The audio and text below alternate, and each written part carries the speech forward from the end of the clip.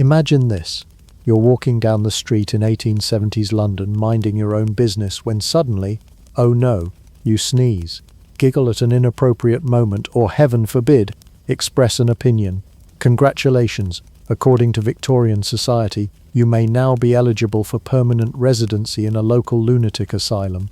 No refunds, no appeals, no sanity required. The Victorian era was a time of industrial progress, tight corsets and long misunderstandings about the human brain. While steam engines were conquering continents and telegrams were zipping messages across oceans, mental health treatment was still trapped in the medieval mindset of if it's weird, it's wicked. And if it couldn't be solved by prayer, punishment, or a very firm bath, then clearly the person just needed to be locked away until further notice or gone forever, whichever came first. Hello, travelers. Histories do not always need to be boring. You can rest here and listen to hilarious histories to drift off to sleep. Tonight we will explore the topic, how the Victorians treated mental illness, and many more. Before we continue, leave a comment to let me know when and where you are listening to this, and hit the subscribe button, but only if you enjoy what I do here. Let's begin. The first thing you need to understand is that the Victorians weren't just confused about mental illness, they were practically inventing new ways to misunderstand it. The average physician who might have just upgraded from bloodletting to leech therapy often saw mental illness as a product of moral failing. That's right. If you were depressed, anxious, or hearing voices, it wasn't because of brain chemistry or trauma, it was because you had been naughty, or lazy, or, worst of all, a woman in her 30s who liked to read novels and didn't want kids. Mental disturbances were lumped under wide, vague terms like melancholia, mania, and the ever-popular hysteria, each one a catch-all for anything society didn't understand or didn't like. And if that sounds ominous, just wait until you hear what they thought caused it. Some popular culprits included too much reading, especially for women. Books, after all, could cause overstimulation of the mind. Demonic possession, still a favorite among the more spiritually inclined doctors. Miasma, bad air, because if your neighborhood smelled like rotting fish and coal smoke, clearly you were the unstable one. And for women? Oh, sweet summer child. If you dared to express dissatisfaction, suffered postpartum depression, or had the misfortune of menstruating in public, you might be shipped off to the asylum with a diagnosis of hysteria, which basically meant she's being inconvenient and loud, quick, sedate her. Getting admitted to an asylum in Victorian Britain was disturbingly easy. All you needed was one overly dramatic relative, a bit of public distress, or honestly just poor timing. Some actual documented reasons for admission included overstudy, novel reading, disappointment in love, fits of religious excitement, time of life, translation menopause. In fact, you didn't even need to be truly ill, you just needed someone to say you were. Many women found themselves institutionalized simply because a husband or brother wanted them out of the way. No due process, no trial, just a medical form, a sad nod, and a first-class ticket to Bedlam, or one of its charmingly named cousins like the Hospital for the Insane, or the Lunatic Reception House. Funny how the word reception makes it sound like a party. Spoiler alert, there was no cake. Victorian society placed a high premium on emotional repression. You were supposed to be calm, stoic, and unbothered by your crumbling marriage, typhoid-infected child, and the coal smoke fogging your breakfast toast. So when people broke down, when they wept, screamed, or expressed grief, that wasn't seen as normal human behavior. That was madness. This is why you might find something as simple as grieving a loved one leading to institutionalization. Imagine sobbing at your husband's funeral, and next thing you know, you're in a white gown, staring at a wall while someone prepares your fourth cold bath of the day.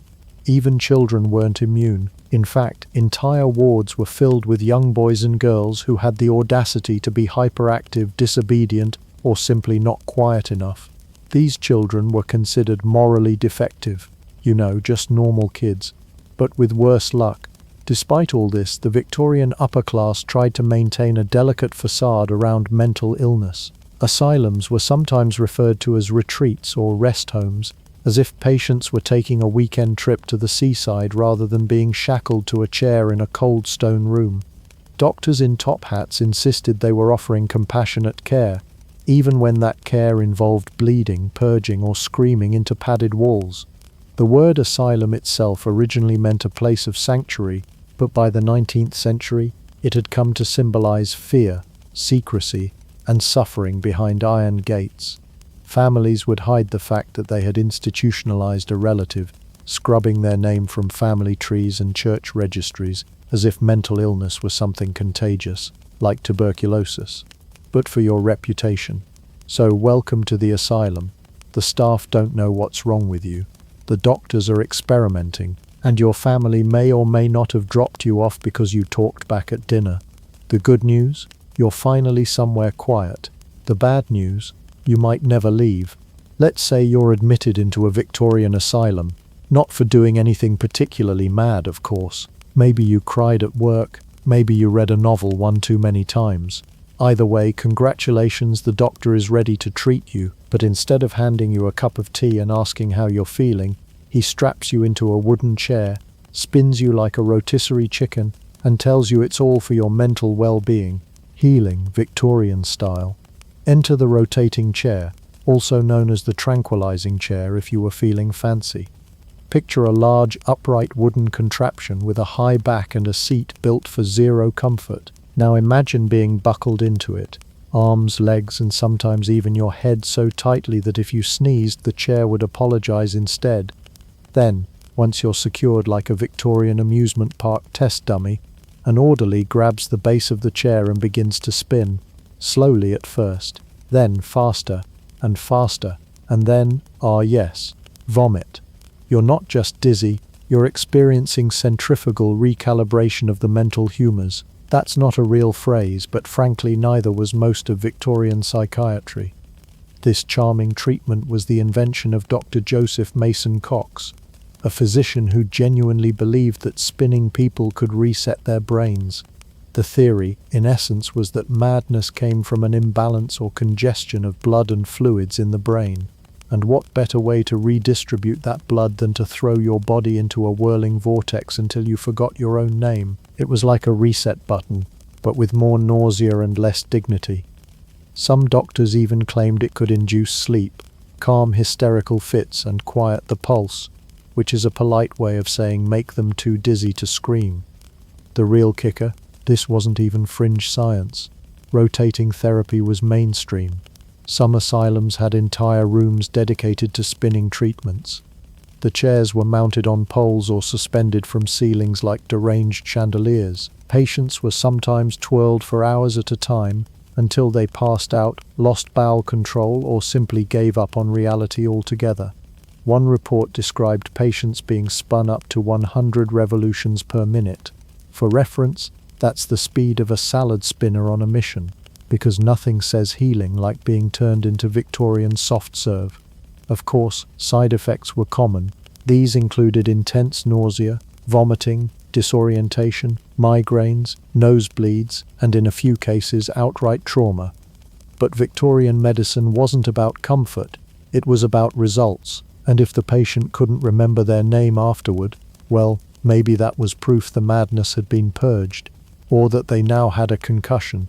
Either way, progress. What's fascinating, and by fascinating we mean horrifying, is how earnestly this was all documented. Medical journals from the 1800s describe rotating chair experiments with the same calm tone you'd expect from someone explaining how to bake bread.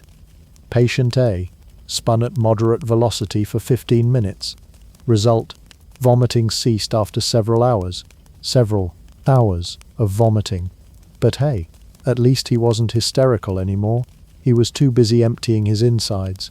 Even more astonishing was the belief that the fear caused by spinning was therapeutic. Doctors wrote that the impression of terror could jolt the mind back into alignment. Basically, if the patient was scared enough, their brain would get its act together. It's like Victorian psychiatry ran on jump scares and dizziness. Modern exposure therapy involves controlled, safe environments. The Victorians' version: strap you down, spin you until your soul tries to leave your body, and call it a Tuesday.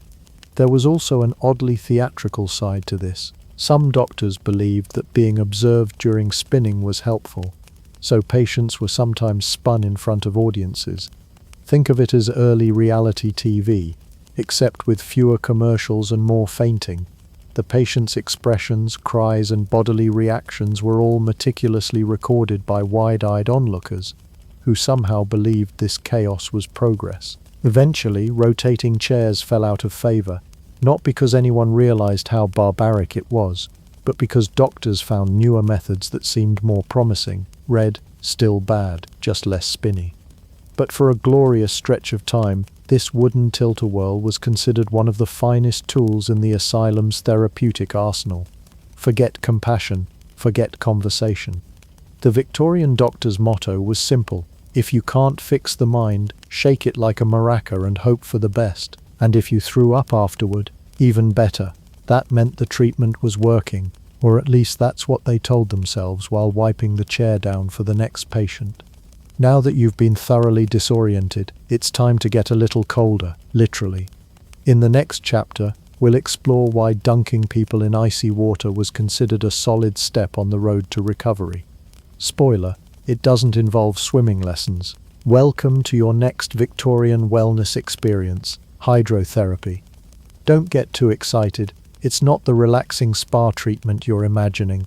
There are no warm towels, no scented candles, no gentle music playing in the background. Just you, a stone tub filled with water that could humble a glacier, and a doctor hovering nearby with a stopwatch, and the clinical enthusiasm of someone preparing a frozen turkey for Christmas. Hydrotherapy was all the rage in Victorian mental health care. Not because it worked particularly well, but because it looked scientific. After all, water was natural, clean, pure, and if it could extinguish fire, surely it could snuff out a little madness, right? That was the theory anyway. The reality was a little less healing waters and a little more psychological polar plunge. The core idea behind hydrotherapy was simple: shock the system. If someone was experiencing mania, delusions, or what doctors described as excitability, a term broad enough to include everything from actual psychosis to just being really chatty, then dunking them in freezing water might cool the mind, like a reboot. But with hypothermia, treatments varied from splashing cold water on the face, relatively tame, to full-body immersion in unheated tubs, definitely not tame. One of the most common methods involved placing the patient in a narrow, coffin-like tub filled with near-icy water and leaving them there, not for 5 minutes, sometimes hours. If the patient struggled or tried to climb out, what any reasonable person would do, they were strapped in with canvas sheets or weighted covers that kept them pinned in place like a particularly miserable sushi roll. Some were submerged up to the neck, others fully underwater with only their face exposed through a hole in a wooden lid. It wasn't soothing, it was sensory deprivation with frostbite on the side. The logic was that cold water would sedate overactive patients, slow racing thoughts, and make them more manageable, and in fairness it did make them quieter. Of course that's mostly because they were shivering too hard to form full sentences, but in the grand tradition of Victorian psychiatry, silence was often mistaken for improvement. After all, if a patient wasn't screaming or throwing chairs, then clearly they were on the mend. Never mind that their lips were blue and they were losing feeling in their toes. Another crowd pleaser was the cold shower, a treatment involving a high-pressure stream of icy water dumped on the head, sometimes without warning. This was especially popular for patients labeled aggressive or disobedient. Some were forced into cold showers multiple times a day. The goal? Induce calm. The result? Mostly trauma, mild hypothermia, and the growing suspicion that the doctors were just messing with people for sport. One particularly inventive variation involved the sudden plunge method. This was where patients were blindfolded, led to a platform, and dropped into a bath of freezing water without warning. It was believed that the jolt of terror might be curative. Victorian doctors had a charming habit of confusing panic with progress. If a patient surfaced gasping, flailing, or swearing they saw their great-aunt's ghost, this was considered evidence that the treatment had reached the subconscious. No one seemed to question whether terrifying a person into emotional shutdown was a particularly effective method of healing. In some asylums, hydrotherapy took on a more long-term format. Patients were kept in wet sheet packs, wrapped in sheets soaked in cold water, and then bound tightly until they looked like freshly prepared mummies. These sheets were often reapplied throughout the day, keeping the patient damp and chilly for hours on end. It was meant to reduce agitation. Instead, it mostly reduced circulation and morale. But again, quiet patients were better patients, to their credit, and we're really reaching here. Not all hydrotherapy was aggressive.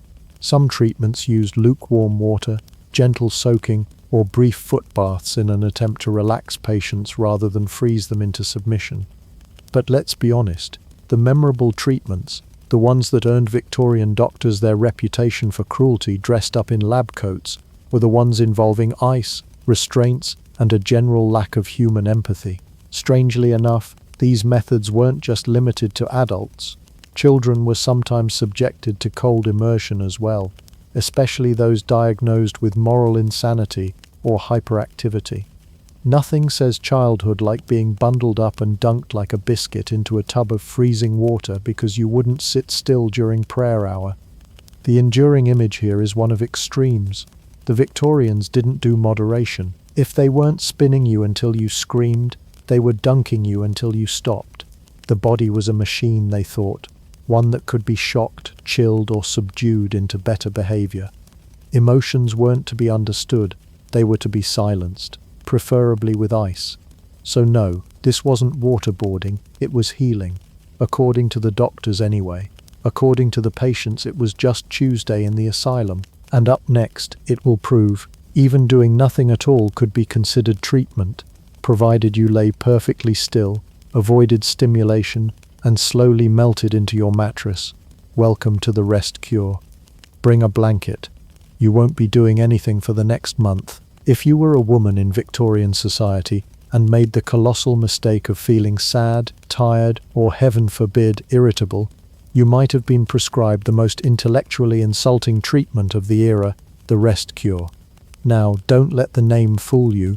This wasn't a restful vacation with cucumber water and a view of the countryside. This was a high society prison sentence in disguise, where the only thing you were allowed to do was exist quietly until your will to live politely excused itself. The rest cure was designed by Dr. Silas Weir Mitchell, an American neurologist who believed that the key to healing nervous conditions, especially in women, was to eliminate all forms of stimulation. His logic: if the mind is overworked, simply shut it down, like a flickering gas lamp or an employee asking for better wages. This treatment was largely marketed toward upper and middle-class women who were suffering from what was broadly labeled nervous exhaustion. That label covered everything from postpartum depression to anxiety, to what today we'd recognize as burnout or chronic fatigue. But in the late 19th century, if you weren't bouncing around your house like a well-laced teapot, something was clearly wrong with your femininity. The solution? Bed. Endless, motionless, soul-draining bed. Here's how it worked. Upon diagnosis, the patient was confined to a bed, typically in a quiet room, with the curtains drawn, the door closed, and the air of oppressive silence you'd expect in a mausoleum. She was forbidden from reading, writing, talking, or even sitting up for extended periods. No visitors allowed, no music, no newspapers. Just her, the bed, and the creeping existential dread of knowing that a chair had more daily freedom than she did. Meals were brought to the bedside, often a monotonous rotation of milk, broth, and something that vaguely resembled porridge. Light physical touch was sometimes permitted, but only in the form of massage therapy, administered by a nurse. This manual therapy was supposed to stimulate the muscles without requiring actual movement. In reality, it was probably just awkward and confusing for everyone involved. Patients weren't allowed to decide when they bathed, when they talked, or whether they could see their own children. Everything was managed by the attending physician or nurse. The theory was that this forced dependency would soothe the mind and reintroduce proper feminine fragility. In practice, it just made people lonely, miserable, and increasingly desperate to throw a shoe at the wall. But that, of course, would be hysterical behavior. The real genius of the rest cure, if you can call it that, was how it conflated recovery with invisibility. If a woman was no longer crying, asking questions, or making a scene, then she was improved. She wasn't actually better. She was just too bored and emotionally paralyzed to resist. And that, to Victorian doctors, was success.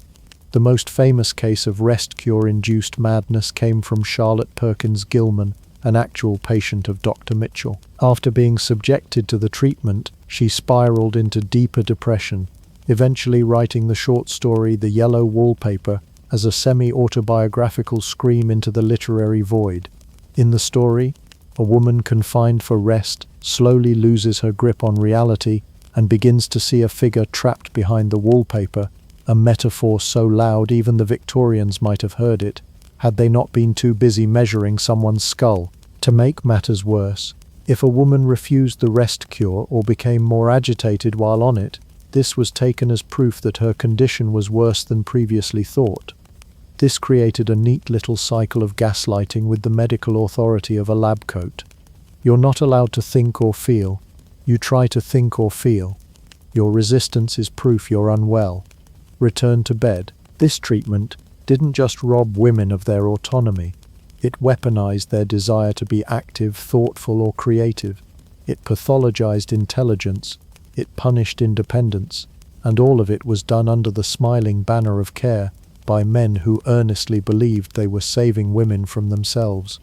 Because nothing calms the nerves like being treated like a sentient fern. In some extreme cases, women were kept in this state for months. No books, no conversation, no movement, just long days of staring at the ceiling and wondering if madness would be a welcome change of pace. And remember, this was the preferred treatment. The alternative was often institutionalization, or worse, experimental procedures involving electricity or surgery. So many women consented, not because they believed in it, but because they feared the alternatives. Ultimately, the rest cure was less about healing and more about quieting the emotions, quieting the resistance, quieting the inconvenient needs of women who refused to behave like decorative pillows. The prescription? Do absolutely nothing, and try not to unalive of tedium. If you've survived the bed rest, the ice baths, and the human blender chair, congratulations.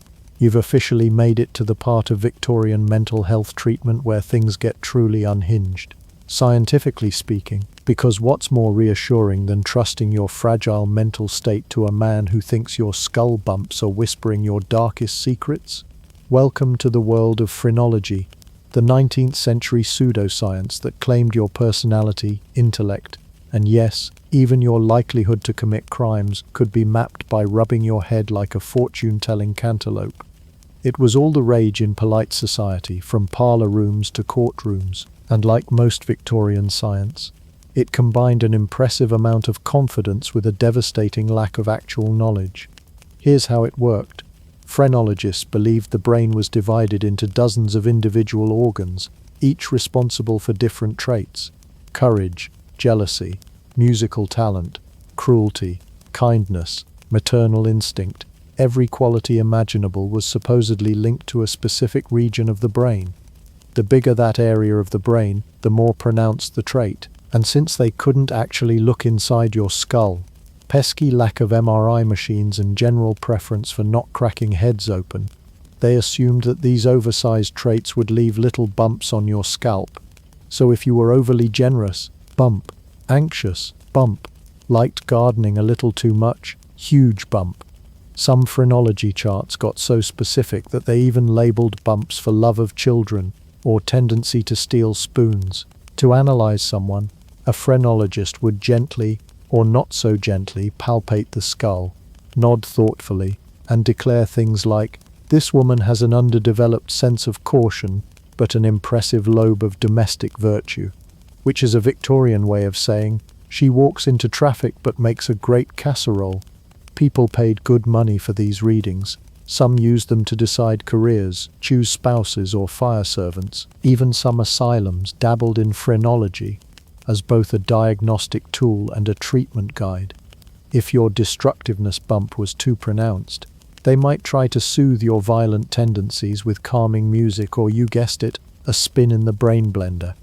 On the flip side, if your benevolence bump was large, it might be taken as proof that you were simply too kind to be mad and thus deserving of gentler care. For once, a big head was good for something. Now, while phrenology gets most of the spotlight in this chapter, it wasn't the only bizarre theory lighting up the Victorian asylum scene. Quite literally, fire played a part too. In some institutions, fumigation was used as a mental health treatment. This didn't mean incense and candles to set the mood.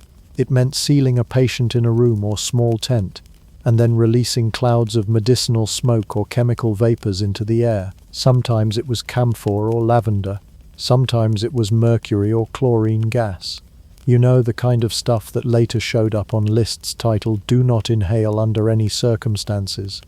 The logic was that by fumigating the skin or occasionally the rectum, yes, you read that right, you could purge the patient of toxic humors, evil spirits, or whatever else was supposedly bouncing around in their internal landscape. To a modern reader, this sounds less like a treatment and more like a slow-motion chemical attack. But to the Victorians, it was just Tuesday's therapy session. There were even devices specifically designed for this purpose. One such machine looked like a stovepipe attached to a funnel, and could be inserted into the patient's clothing or body to deliver a healthy dose of steam, smoke, or medicinal air directly to wherever doctors thought madness was hiding. Some machines had bellows, others were heated with small flames.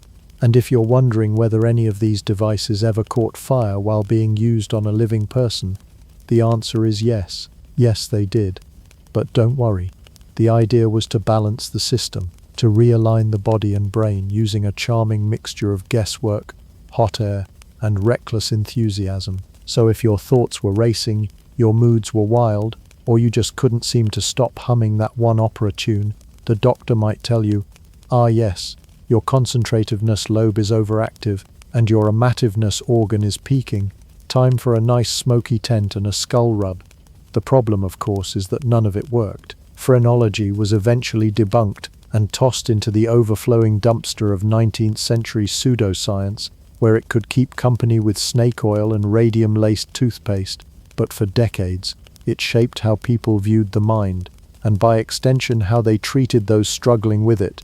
The real tragedy is that behind all the fire, fumes, and head fondling were people, real people who just wanted help, who didn't need to be measured, smoked, or smoked out, but needed empathy, support, and real understanding. But that was rarely on offer. Instead, you got a diagnosis that depended on your forehead bumps and a prescription that involved gaslighting, sometimes literally. So you've survived the spinning chair, the ice bath, and a man measuring your head while setting things on fire nearby. You're exhausted, you're disoriented. You might be starting to question whether this whole treatment thing is just Victorian code for slow torture.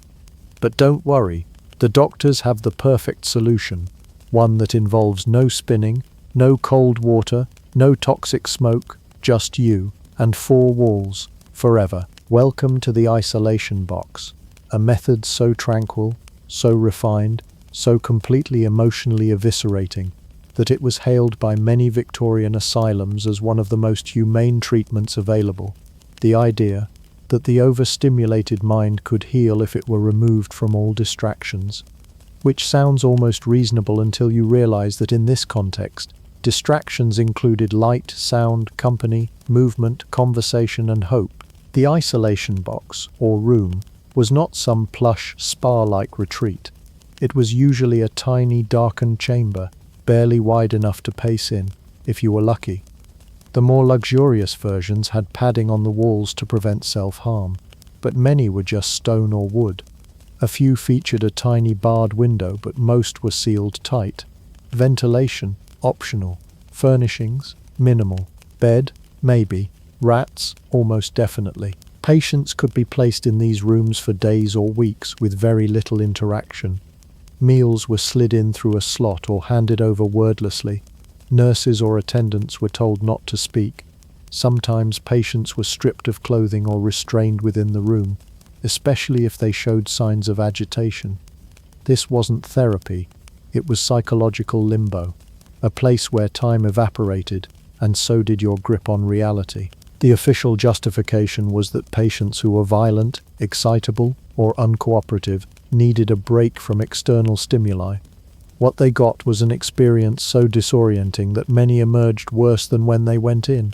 Far from calming, the silence often induced panic, paranoia, and full-blown hallucinations. Victims reported seeing figures in the shadows, hearing voices that weren't there, and feeling watched by invisible presences. And remember, these were people who'd often been institutionalized for things as simple as being sad or talking too much. A week in a lightless cube could turn anyone into a paranoid wreck. And yet, the practice continued, because it fit the Victorian obsession with restraint, not just physical, but emotional. The perfect patient was quiet, compliant, and utterly devoid of troublesome feelings. If you sobbed, you were unstable. If you smiled too much, you were manic. If you asked to go outside or speak to someone or read a book, well, clearly you weren't ready for freedom. Nowhere was this more apparent than in the language surrounding these rooms. Doctors didn't call them cells or prisons. No, they used polite euphemisms like quiet rooms, reflection spaces, or even moral chambers. If the PR had been any more sanitized, you'd expect a mint on the pillow. But make no mistake, these were solitary confinement units with better branding. Some rooms were equipped with a feature known as the control bench, a wooden seat with leather straps bolted to the floor. If a patient refused to lie down or became verbally distressed, say by asking why they were being kept in the dark like a criminal, they could be bound to this bench for hours until they were sufficiently subdued. Again, subdued in this context often meant catatonic. You might think this practice was reserved for the violent or severely psychotic, but no. Records show that isolation was used for a wide variety of infractions, such as refusing food, crying for family, speaking out of turn, trying to run away, laughing too loudly, and asking about the weather more than once. Seriously, it was discipline disguised as healing, and it worked, in the worst way possible. After enough time in the box, patients often became docile, not because they had been cured, but because they had been broken. Their spirit dampened, their thoughts dulled, their emotions, those terrible, inconvenient emotions, blunted into submission. And the kicker? Some doctors documented these outcomes as success stories. Patient no longer resists care, one might write in his journal. Of course, the patient also no longer made eye contact or remembered her own birthday. But progress. Isolation wasn't just cruel. It was effective at making people disappear, not physically, but emotionally. It was a slow erasure, a process by which a person was hollowed out and then praised for being empty. And the worst part? It was done by people who genuinely believed they were helping. So no, you weren't in solitary confinement. You were in a therapeutic mindfulness retreat, with rats, and an ominous creaking door that somehow always sounded like it was judging you. But if you thought that was bad, just wait until the next chapter, where treatment takes a turn for the electrifying. That's right, grab your wires and metal prongs, because we're diving headfirst into the shocking world of early electrotherapy. Spoiler, the light bulb wasn't the only thing getting lit up in the Victorian era. At this point in our Victorian asylum journey, you've been spun, frozen, silenced, poked, and imprisoned. So naturally, the next logical step is to plug you into something that hisses and sparks. Because if your emotions can't be soothed with rest or ice, perhaps they just need a little electric encouragement, like jump-starting a sad car with no brakes. Welcome to the electrifying world of Victorian electrotherapy, where doctors believed the key to mental stability might be hiding inside a buzzing metal box. Today, we know a bit more about how electricity interacts with the brain, but back then, it was pure experimental chaos, equal parts blind optimism and hair-raising hazard. The Victorians loved science, but they loved spectacle even more. And nothing said medical progress like jolting someone's temples with a crank-powered mystery machine and calling it a cure. The technology itself was primitive, but boy was it fashionable. Devices came in all shapes and sizes, usually with brass fittings, exposed wires and dramatic names like the Pulver Marker chain or Dr. Scott's electric corset. That's right, electric corsets. Because nothing says medical innovation like electrocuting your spleen while tightening your waistline. The idea behind electrotherapy was that electrical currents could reinvigorate the nerves and muscles of patients suffering from ailments like melancholia, neurasthenia, hysteria, or general moodiness. They believed the body, like a Victorian light bulb, just needed the proper voltage to glow again. So doctors applied electrodes to the forehead, spine, chest, or even directly to the tongue, anywhere that might zap the madness into submission. And if that didn't work, they simply turned the dial higher. Of course, Victorian machines didn't have safety settings. There were no off switches, no grounding wires, no standardized voltage limits. Many operated with hand cranks or foot pedals, which meant the intensity of the shock depended entirely on the vigor of the person operating it. Your treatment could range from a mild tingle to a full-body jolt strong enough to lift you off the chair. It wasn't uncommon for patients to convulse, faint, or on particularly enthusiastic settings vomit electricity. Naturally, none of this stopped doctors from enthusiastically recommending electrotherapy for just about everything. Depression? Zap it. Anxiety? Zap it. Insomnia? Back pain? Indecision? Flatulence? Zap, zap, zap. One 19th century ad promised that an electric belt could invigorate the spirit and excite the vital powers, which either meant curing your gloom or giving you a Victorian panic attack. And while electrotherapy was mostly popular with asylum physicians, it also went mainstream. Traveling salesmen peddled pocket-sized electro-gadgets to the general public, often with glowing and entirely fabricated testimonials. Housewives were encouraged to electrify their headaches. Gentlemen were promised enhanced masculine vigor if they applied the current downstairs. Even Queen Victoria herself reportedly owned an electrotherapy machine, though whether it was used for migraines or royal boredom remains a mystery. But let's not forget the Asylum version, which was far less gentle. Some institutions experimented with full-body electrocution chairs, designed to stimulate every nerve at once. Others focused on cranial zaps, where patients sat strapped into wooden thrones with metal caps on their heads and a doctor scribbling notes nearby like he was tuning a particularly twitchy violin. The reactions varied, from stunned silence to violent thrashing, but almost no one walked away saying, "Wow, I feel emotionally balanced now." What made it all worse was the absence of anesthesia or muscle relaxants. If someone experienced a seizure, that was considered part of the process.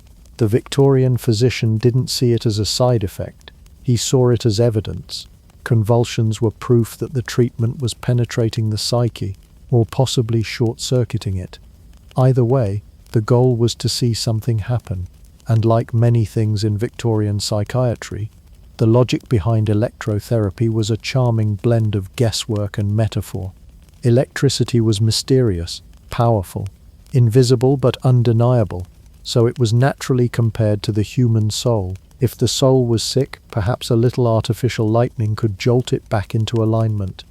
Unfortunately, what they got was less divine spark and more Frankenstein's lab. Still, some patients did report feeling temporary relief, possibly from the placebo effect, or possibly because getting shocked made all other problems seem less urgent.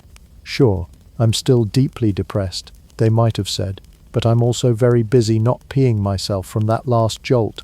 In the end, electrotherapy in the Victorian era was a lot like Victorian fashion: flashy, painful, and not nearly as effective as advertised.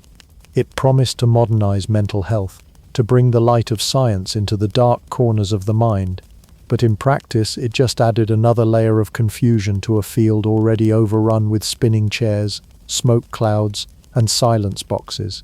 And yet, for all its failings, it laid the groundwork accidentally for more legitimate electroconvulsive therapy, ECT, in the 20th century.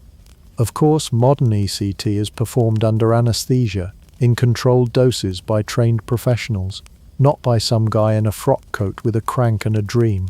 So next time someone says, "Electricity changed the world," just remember, for Victorian patients, it also rearranged their hairline, If you thought Victorian psychiatric care had already hit peak nightmare, allow us to introduce the era's signature look, the straitjacket. Functional, fashionable, just kidding, and most importantly, escape-proof. Nothing quite screamed you are now property of the institution, like being swaddled in layers of beige fabric, your arms folded across your chest in the world's least relaxing hug. The straitjacket was far more than a visual symbol. It was a cornerstone of 19th century asylum life. In fact, physical restraint was considered not just useful, but downright humane. To Victorian doctors, it was a step up from beatings or chaining someone to a damp wall in the basement, which, spoiler alert, they also did. This wasn't punishment, it was protection, though it's unclear exactly who was being protected, the patient or everyone else's delicate sensibilities. Let's start with the straitjacket itself. Made from heavy-duty canvas or sailcloth, reinforced with leather straps and buckles, these garments were the haute couture of institutional restraint. Once inside, a patient's arms were crossed tightly over the chest and fastened behind their back, sometimes so snugly that breathing deeply became a luxury.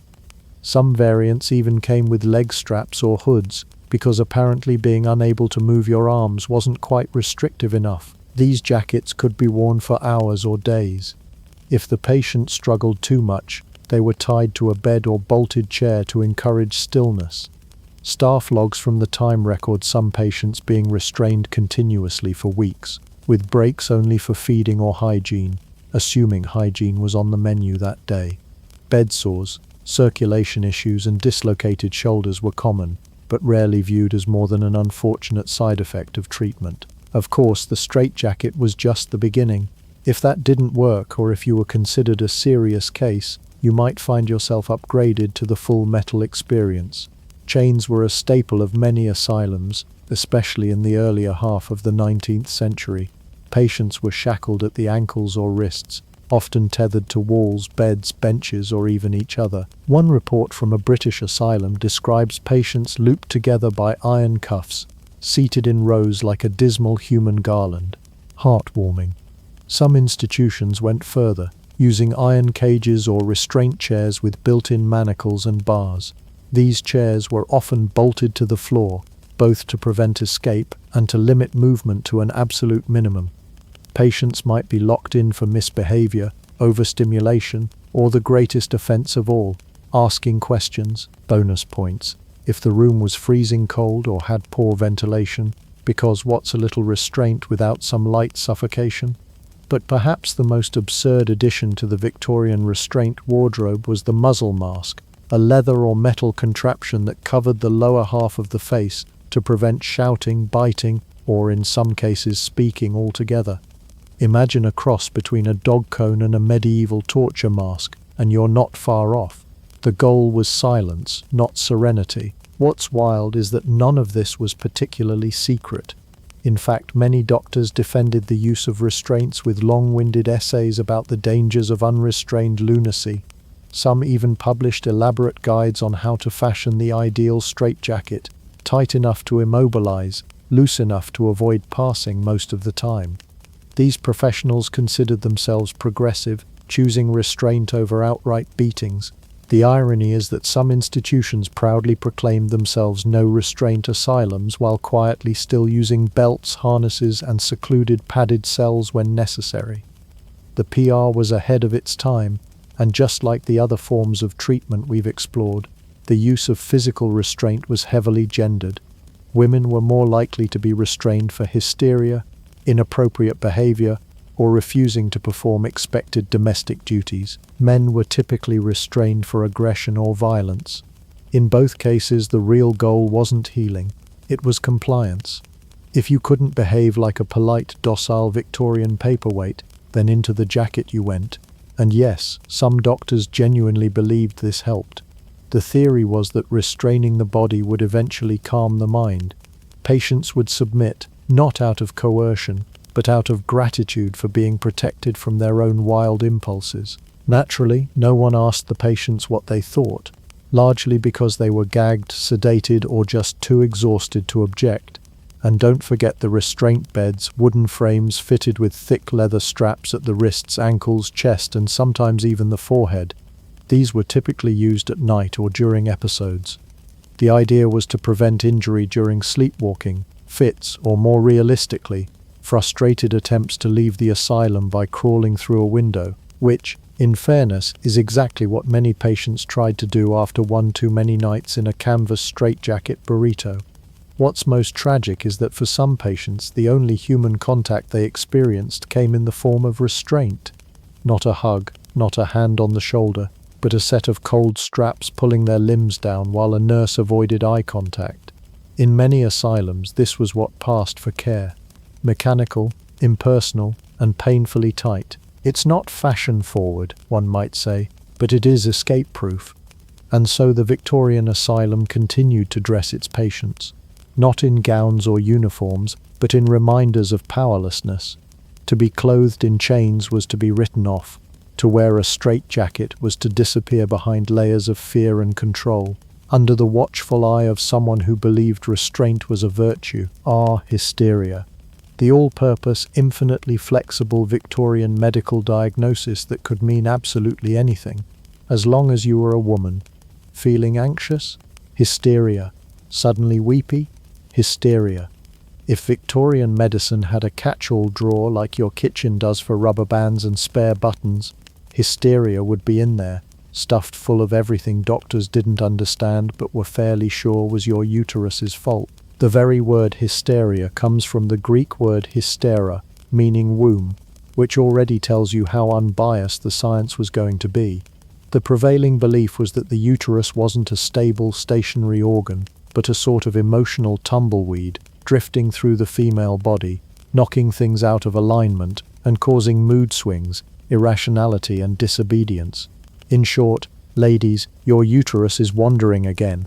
Better lie down and think about what it's done. If that sounds absurd, congratulations.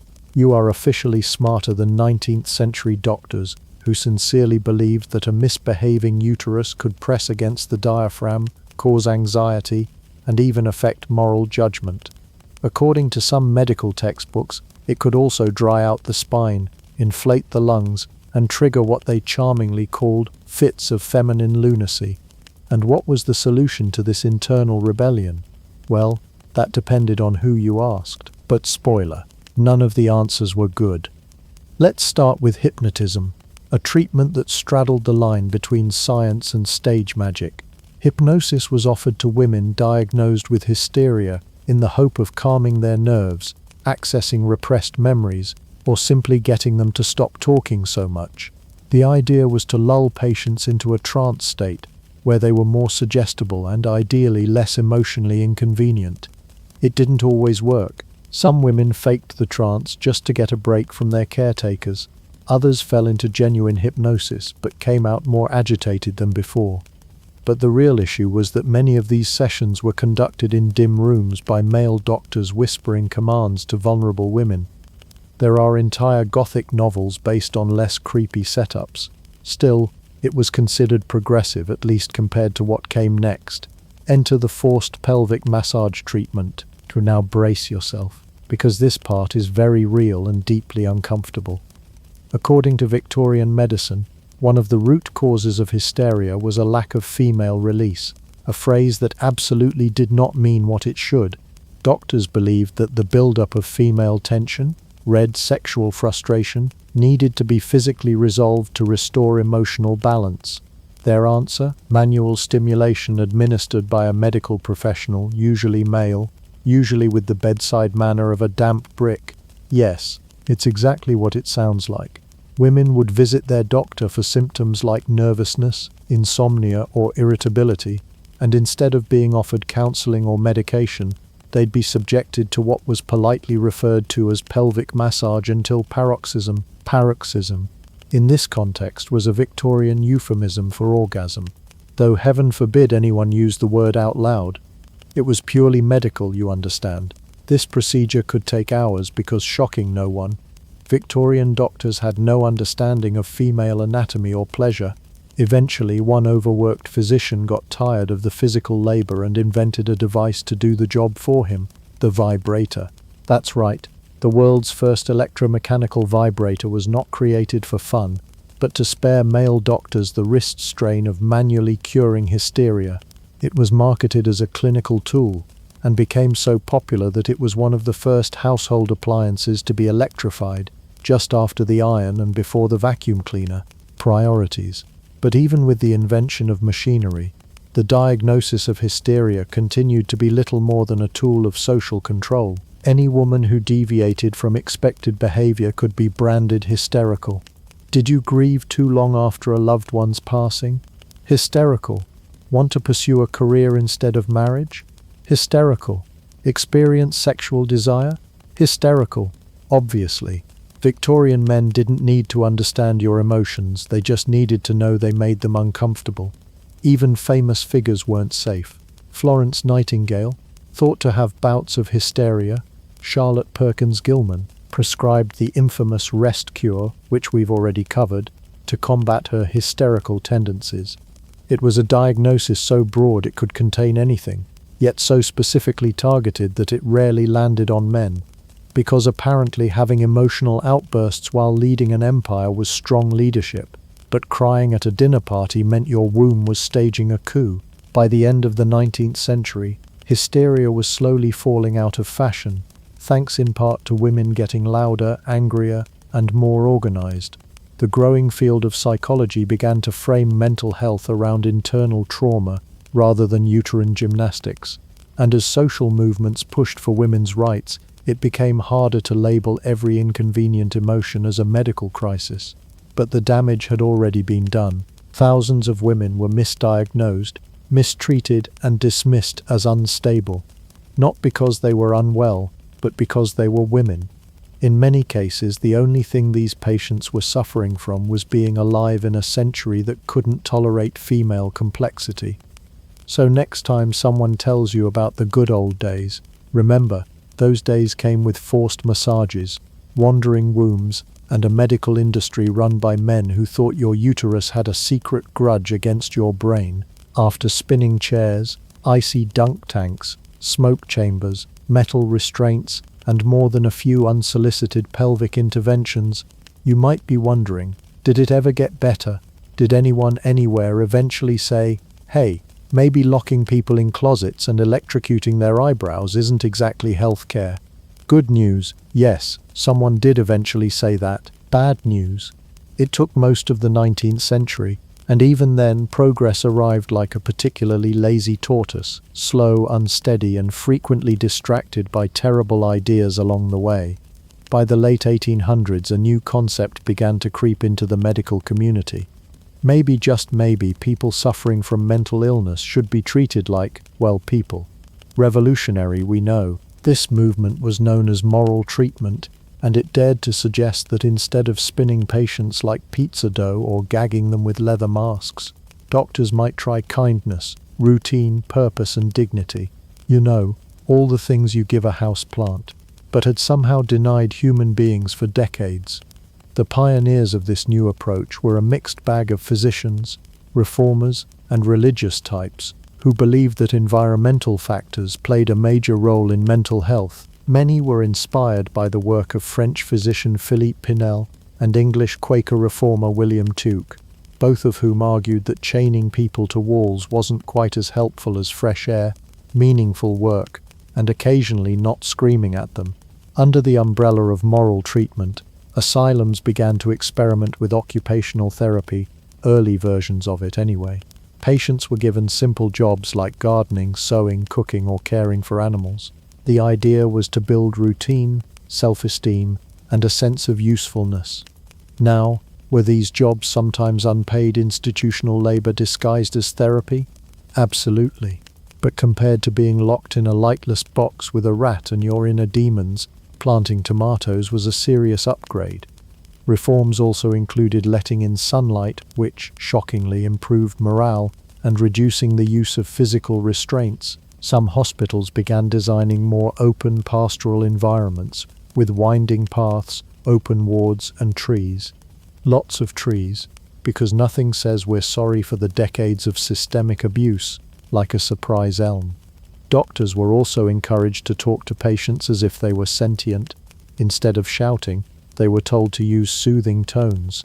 Instead of assuming all women were hysterical time bombs, they were encouraged to listen to what patients actually said. It was a start, a wobbly, inconsistent start, but a start nonetheless. There was, however, one slight hitch in this glorious new age of reform. Not everyone got the memo. Some institutions embraced moral treatment with enthusiasm. Others stuck stubbornly to the old methods, only occasionally slapping a coat of fresh paint on the restraint chair and calling it therapeutic furniture. It was less a sweeping revolution and more a tug-of-war between progress and tradition, with real patients trapped in the middle. And let's not forget the issue of funding. Moral treatment required more staff, better buildings, and actual investment in human dignity, which meant money. Governments and private institutions weren't always keen to provide it. So while some model asylums flourished, others crumbled under the weight of overcrowding and underfunding. The result was a patchwork mental health system where one asylum offered a humane garden program, while the one down the road was still doling out electroshocks with the enthusiasm of a carnival game. Still, public attitudes were slowly shifting. Sensational exposés, like those by journalist Nellie Bly, who famously feigned madness to infiltrate a New York asylum, helped shine a gaslight on the inhumane conditions still plaguing many institutions. Her reporting sparked outrage and led to real changes, including increased inspections and public accountability. People were beginning to ask the radical question, should we stop torturing the mentally ill? Victorian reformers also started challenging the very definition of insanity. Was grief madness? Was trauma?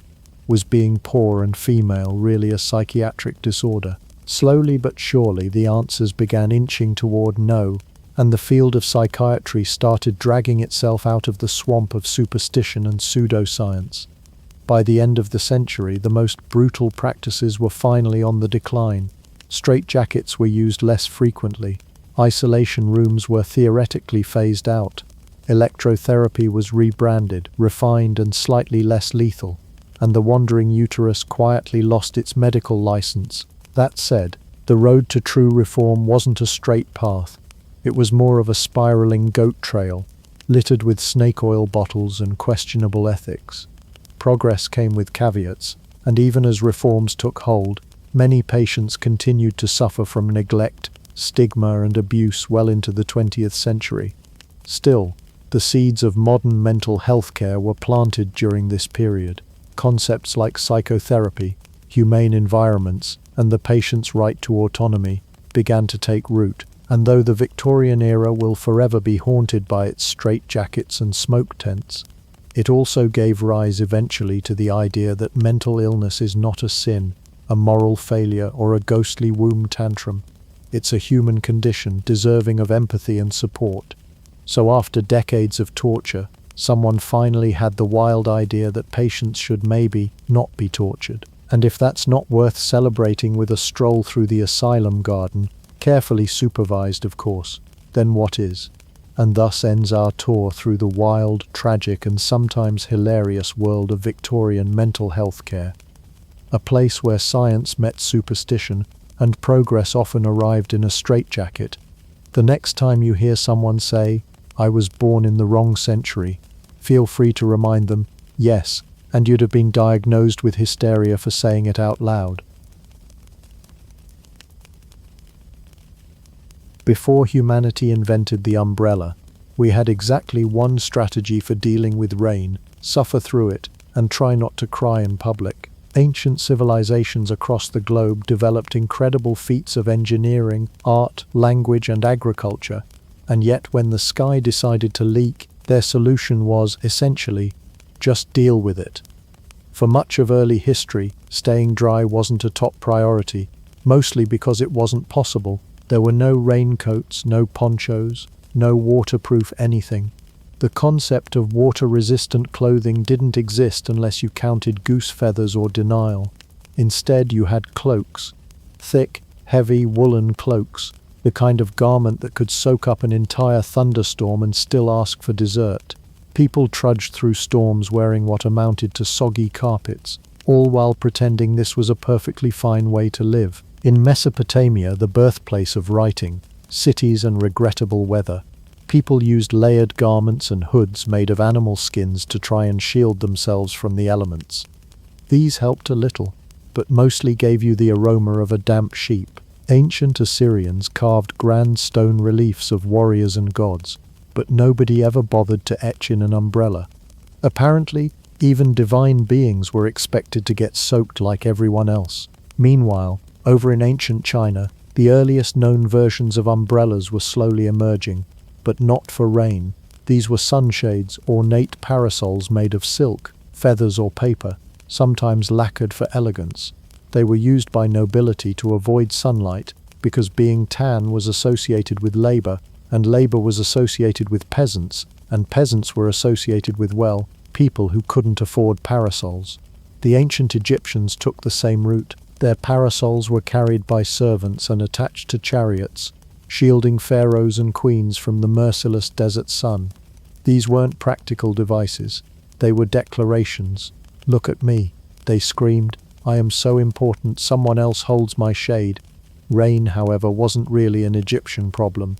It rained about as often as cats did algebra. When the rare storm did roll in, people mostly just stood there confused, holding their sun parasols upside down and hoping for the best. In ancient Greece, parasols were the accessory of elegant women and suspiciously fussy gods. Paintings and pottery show fashionable ladies holding delicate sunshades like they were auditioning for a shampoo commercial. But again, sun only. If the weather turned gloomy, well, too bad. Poseidon was clearly having a mood swing, and your toga was now a wet toga. And Roman men? Oh, Roman men would never. Using a parasol was seen as laughably effeminate. Real Roman men didn't shield themselves from nature. They wrestled it into submission with oil and bravado. When rain fell, they let it. This was the empire that bathed together in public but somehow drew the line at umbrellas. You'd think the same society that built aqueducts, invented indoor plumbing and had 12 different words for wine cup would spare a thought for wet socks, but no. Roman generals would return from years-long campaigns only to be greeted by a surprise downpour and the internal monologue of, "Is this punishment for Gaul?" Elsewhere in the world, like in ancient Japan, bamboo and oiled paper parasols were beginning to take shape, again for the sun. The Japanese even had rituals surrounding the careful use and care of these parasols, but they were considered far too fragile for rain. A single droplet might ruin the intricate design, and then you'd just be holding sadness on a stick. For regular folks everywhere, the farmers, the herders, the humble pomegranate sellers, there was no such thing as weather protection. If it rained, you accepted your fate like an extra in a Greek tragedy. There was no such thing as catching a chill. You lived in the chill. Rain wasn't something you avoided. It was something you silently resented while pretending not to be cold. And let's not forget the emotional consequences. Early poetry and folklore are full of weather-based misery. Rain symbolized everything from death to lost love to gods being cranky. It wasn't just water from the sky. It was divine judgment, probably because someone forgot to burn the right offering or Jupiter was hangry. By the time we reach the later classical periods, there are scattered mentions of people improvising coverings during bad weather. Think animal hide hoods or rudimentary hats, but umbrellas as we know them, the brave overhead dome of dignity, were still centuries away. People just didn't think to put a collapsible roof over their heads. So in these early chapters of human history, the weather was something you endured, like taxes or bad dinner guests. It was there to be tolerated, not resisted. You walked through the rain hoping it would stop, and when it didn't, you just arrived at your destination looking like a very sad ghost. But things were about to change. Somewhere along the line, someone would look at the heavens, shake their fist at the clouds, and mutter, "There has to be a better way." That thought, revolutionary, rebellious, and maybe just a little soggy, would spark the beginning of one of humanity's strangest and most controversial inventions, the umbrella. Before umbrellas shielded us from rain, they did something far more important. They blocked the sun in style. In the ancient world, parasols weren't just tools, they were statements. Not "I'm prepared for the weather" statements. No, these were grand declarations like "I am so important that I don't even have to squint." Let's begin in ancient China, where parasols had already reached Kardashian levels of visibility and extravagance by the Zhou dynasty, c. 1046 BCE.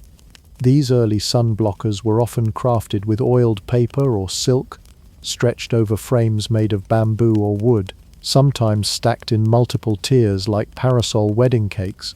But you didn't carry one yourself. Oh no. A servant held it for you, so that the sun had to go through a whole bureaucratic chain of command before it even reached your scalp. The Chinese parasol wasn't just about comfort, it was about status, symbolism, and occasionally the weather gods knowing exactly who not to mess with. The emperor's parasol could be 8 layers deep, jeweled, embroidered, and topped with a finial that screamed, "Bow or be vaporized." Carrying one yourself would have been like driving a luxury limo and being your own chauffeur. Unthinkable. Meanwhile, over in India, the parasol, known as the Chhatra, had an equally divine resume. It appeared in both Hindu and Buddhist traditions as a symbol of spiritual authority and cosmic protection. Gods were shaded, kings were shaded, sometimes even elephants were shaded. The parasol wasn't just for sun, it was for supremacy. Artists depicted deities with umbrellas floating magically above them like celestial VIP access badges. One Sanskrit proverb put it plainly: "He who is shaded does not sweat, for others do that on his behalf." Okay, I made that one up, but spiritually it fits. In Mesopotamia, the parasol was reserved for royalty and religious ceremonies. In Assyrian wall carvings, kings sit under what looks like a dainty patio umbrella held aloft by a servant who's probably fighting arm cramps and existential dread. There were no collapsible features, no nylon straps, and absolutely no wind-resistant models. These were ceremonial, fixed, and extremely not aerodynamic. But they worked, if you define worked as blocking sun and broadcasting power at the same time. And while all of these civilizations were very comfortable shading their elite and only their elite, the parasol was still not something the average person would dare carry. Functionality was not the point. You didn't own a parasol unless you could also afford 12 servants, a title, and a full-time astrologer to tell you when it was safe to go outside. Now let's sashay into ancient Greece, where things got a bit more gender-specific. Parasols, skidia for you Greek scholars, were firmly in the feminine domain. Women used them in public spaces, at festivals, and in parades. In fact, young Athenian girls had the great honor of carrying parasols during religious festivals like the Panathenea, but only for the upper-class goddesses of society, of course. Greek parasols were dainty, collapsible, and occasionally made with bone or ivory handles, perfect for elegantly twirling while not making eye contact with commoners. But if a man carried one, scandal.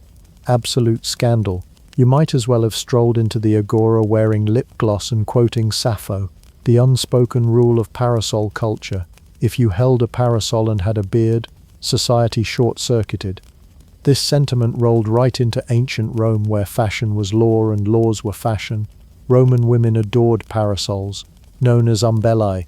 They used them at the Colosseum, at markets, even while being carried around in litters by exhausted slaves who definitely weren't offered shade themselves.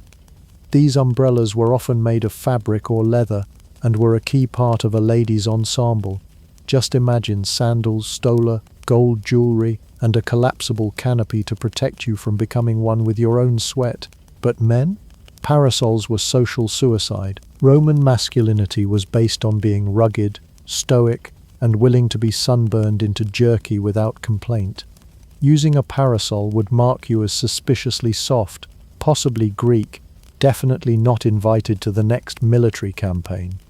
The only acceptable overhead accessory for a Roman man was a laurel wreath, and even that was pushing it. Still, there were always exceptions. Emperor Nero, in all his gold-drenched marble-bathing glory, may have used a parasol, but then again he also performed his own poetry concerts and burned cities for fun, so the usual rules of manliness didn't apply. When you're the emperor, You can shade yourself and light the world on fire. Interestingly, the parasol also developed ceremonial uses in places like Thailand, Vietnam, and Burma, where royal umbrellas were used in courtly processions. In these cultures, the umbrella was less a fashion accessory and more a moving symbol of divine right, an extension of the monarch's body, just taller and more difficult to fold. Even in Africa, certain kingdoms used parasols as signs of nobility. In the Ashanti Empire, for example, umbrellas were immense, colourful, and richly decorated, carried above kings like a sun-repelling crown. A well-made parasol could weigh as much as a small child, which was appropriate because that's about who was assigned to hold it. And still, throughout all these regions and centuries, the one universal truth was this: parasols were never for commoners. They weren't practical shields, they were luxury objects, visual hieroglyphs that said, "I am better than you," and also, "I'm not sweating." They shaded the important, dazzled the crowds, and established an international pattern. Umbrellas, long before they became useful, had to be glamorous first. Practicality would come much later, and with much more arguing. If you were alive in medieval Europe and it started to rain, you had two options: get wet, or get very wet while pretending this was a test from God. Umbrellas? Don't be absurd. Those were the kind of scandalous luxuries that smelled of silk, sin. In the medieval mindset, weather wasn't a mild inconvenience. It was either a divine punishment, a sign of cosmic imbalance, or, if you were lucky, a reminder that you hadn't been burned as a heretic yet. Rain especially was viewed as a kind of spiritual rinse cycle, and if it soaked your tunic, flooded your shoes, and gave you pneumonia, well, that was probably because you deserved it. After all, comfort was for saints and passing people. Daily life in the Middle Ages was a smorgasbord of suffering, and fashion followed suit. Most people wore heavy woolen garments, scratchy, lumpy, and expertly designed to absorb rain like an emotional sponge. A peasant's outerwear, once wet, could weigh more than the person wearing it. It didn't repel water so much as welcome it into the fibers like an old friend. You'd walk through a drizzle and come out looking like a drowned potato sack, but at least you were humble about it. Now, to be fair, people weren't entirely defenseless. If you were wealthy, and by wealthy we mean had more than one pair of shoes, you might own a hooded cloak. These were made of layered wool and often fastened with a brooch the size of a grilled cheese sandwich. But even the best cloak was only slightly more effective against rain than standing still and hoping the sky would get bored. And let's talk about umbrellas, or rather the complete absence of them. They existed in theory. European travelers and crusaders had seen parasols in the East. Some had even returned from adventures with stories of luxurious sunshades and exotic devices that shielded noble heads from both light and heat. But back home, those ideas were treated with the same suspicion as sorcery, left-handedness, or laughing during a sermon. Umbrellas were considered fussy, foreign, and worst of all, unmanly. Why carry a contraption to block a bit of rain when you could just let nature ruin your mood directly? Even the upper classes, who had access to the latest trends from abroad, viewed umbrellas as unnecessarily decadent. It was one thing to wear velvet, it was another to walk around underneath a portable roof. That was just showing off. Besides, this was a world where suffering was a virtue. Medieval monks wore wet wool robes year-round and called it discipline. Flagellants marched through towns whipping themselves in the rain, and people stood in muddy lines just to see a bone that allegedly belonged to a saint. In that environment, staying dry wasn't just unfashionable, it was practically blasphemous. And yet the medieval world had an obsession with umbrellas in paintings. That's right, medieval manuscripts and church art occasionally depict parasol-like objects held over important figures, kings, bishops, saints ascending into heaven, but these weren't real items. They were visual metaphors, much like halos or gravity. The umbrella in art symbolized divine favor, not actual weather protection. If anything, its presence reinforced the idea that only someone spiritually special would be allowed to stay dry. For everyone else, the system was simple: accept wetness, complain loudly, and hope for a fire to sit near afterward. You'd drag your soaked self into a thatched tavern, squish your way to a wooden bench, and nurse a mug of ale like it was prescribed by a priest. The tavern's floor would be a chaotic mixture of hay, mud, and regret. The fireplace would be already taken by a man named Wolfgar, who hadn't smiled since the harvest failed. And let's not forget how this attitude extended to travel. There were no covered carriages for the average person. If you were on a pilgrimage or heading to the next plague-ridden market town, you'd ride on horseback or walk. If it rained, tough. You might try to wrap yourself in a leather sheet, but by the end of your journey, it'd be hard to tell where your coat ended and the mildew began. Even castles, with their stone towers and fancy windows rid holes in walls, weren't safe from the weather. Roofs leaked, courtyards flooded, servants mopped up puddles with straw, and nobody suggested building a covered walkway or, heaven forbid, issuing umbrellas to the staff. That would be dangerously close to comfort, and comfort was a slippery slope toward dancing, joy, and other highly suspicious behavior. Of course, the church had a say in everything, including your relationship with the rain. Nature was often depicted as a tool of God's judgment. Floods, divine cleansing, hail, a warning, rain on your wedding day. Not ironic, just poor scheduling, and umbrellas. If anyone had thought to popularize them, they probably would have been accused of trying to interfere with God's tears. So instead of embracing shelter, people embraced stoicism, the kind of stoicism where you sit in wet breeches for 8 hours and call it penance. The medieval mindset could be summed up in a single soggy phrase: it's only rain if you admit it. In the end, the Middle Ages chose to meet weather the same way they met most things, with grim endurance, bad footwear, and a prayer that the sun would return before your knees gave out. It would take centuries before someone finally had the courage to look at a downpour and say, "Hey, maybe I don't want to be damp anymore." But before that could happen, someone had to shake things up, and unsurprisingly, it started in a place where being dramatic was practically a birthright: 17th century France. 17th century France, the land of powdered wigs, lace cuffs, and courtly intrigue, so dense it could be served with a spoon. This was a time when fashion wasn't just about what you wore, it was about what you symbolized. And if your accessories didn't scream, "I am both wealthy and vaguely disinterested," were you even alive? Enter the umbrella, stage left, carried by a woman in silk. It was during this era, amid the perfumed halls of Louis XIV's France, that the umbrella began its long and complicated rebrand, from foreign nonsense to utterly chic. But it wasn't a practical item yet. No one was concerned about surviving a downpour. Umbrellas, or parapluies as the French would call them, were delicate, dainty, and unmistakably designed to match your outfit, not your climate. These were not the collapsible, wind-resistant gadgets of today. These were ornamental parasols, often made with lace, silk, ivory handles, and the structural integrity of a particularly dramatic soufflé. They existed to block sun, not rain, and to gently suggest that the woman holding one had never once tilled a field or worried about mildew. It was fashionable for noble women to parade through gardens or cobbled boulevards with an umbrella resting lightly on one shoulder, as though their fragile complexion would disintegrate at the mere idea of ultraviolet rays. Pale skin was in, after all. A tan meant you worked outside, and that was about as stylish as showing up to Versailles with visible kneecaps. Umbrellas became part of the aristocratic performance. Accessories that said, "I have leisure, I do not toil. Also, my wrist is exquisitely decorative." Court painters captured women in portraits, parasols poised just so, like flower petals floating above powdered hair. Entire poems were written about the elegance of a lady beneath a sunshade.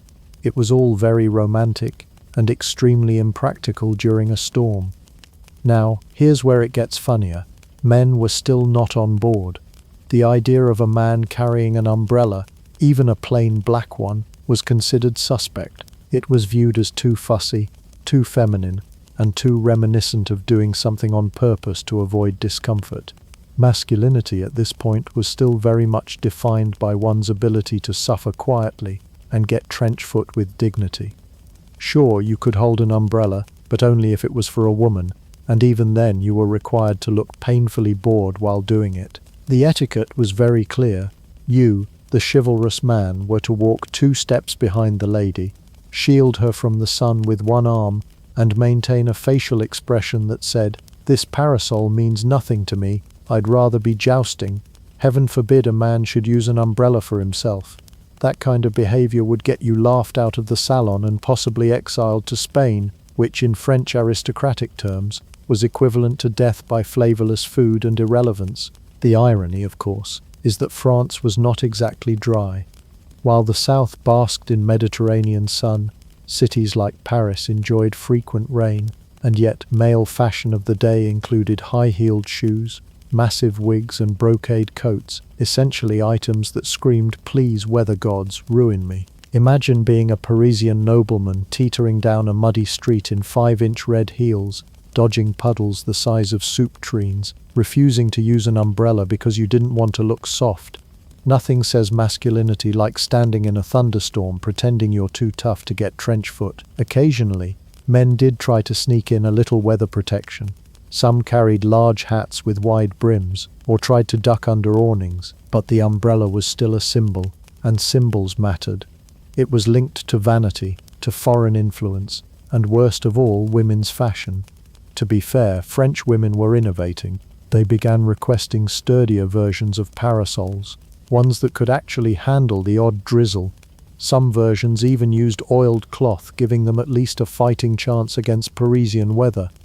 But these early rain umbrellas were still treated more like couture than tools. You didn't pop one open to run errands. You opened it slowly, elegantly, with a flourish, and only if at least 3 people were watching. And while the noble classes played parasol theatre, the lower classes had other priorities. Peasant women, fishmongers and washerwomen were not out here coordinating silk umbrellas with their aprons. They walked in the rain like their ancestors, soaking, swearing, and possibly praying for a chimney fire to warm their hands. Umbrellas, if seen at all, were things glimpsed through carriage windows, belonging to a world of perfume and powdered noses. By the end of the 17th century, umbrellas had reclaimed a space in Europe's visual language, at least among women. They were stylish, acceptable, and increasingly a mark of social class. But they still hadn't shed their stigma for men, nor had they evolved into the practical, weather-fighting devices we know today. Welcome to 18th century Britain, a land of rain, fog, and the unwavering belief that being soaked to the bone was a matter of national pride. If France had embraced umbrellas as elegant accessories for ladies of leisure, Britain responded the way it always does to foreign ideas, with suspicion, sarcasm, and occasionally a thrown cabbage. The umbrella may have tiptoed into Europe under the soft shadow of lace and powdered wigs, but in London it was treated like a declaration of war. This was a city where it rained roughly 300 days a year, and yet the thought of carrying something to protect oneself from it was considered deeply controversial, especially if you were a man. To be clear, umbrellas did exist in Britain during this time. They were used primarily by women, indoors, in portrait studios, as fashion props. The idea of using one in actual weather was still hovering somewhere between eccentric and criminal. Men, on the other hand, were expected to handle the weather like proper British gentlemen, by ignoring it completely until it soaked through their wigs, stockings, and sense of self-worth. But what really pushed the umbrella from weird to downright scandalous was one key factor: hackney cab drivers. Yes, the horse-drawn taxis of the 1700s. These fine fellows, dressed in long coats and blessed with lungs built for swearing at pedestrians, absolutely loathed umbrellas. Why? Because rain was good for business. The more it rained, the more people paid for rides instead of walking.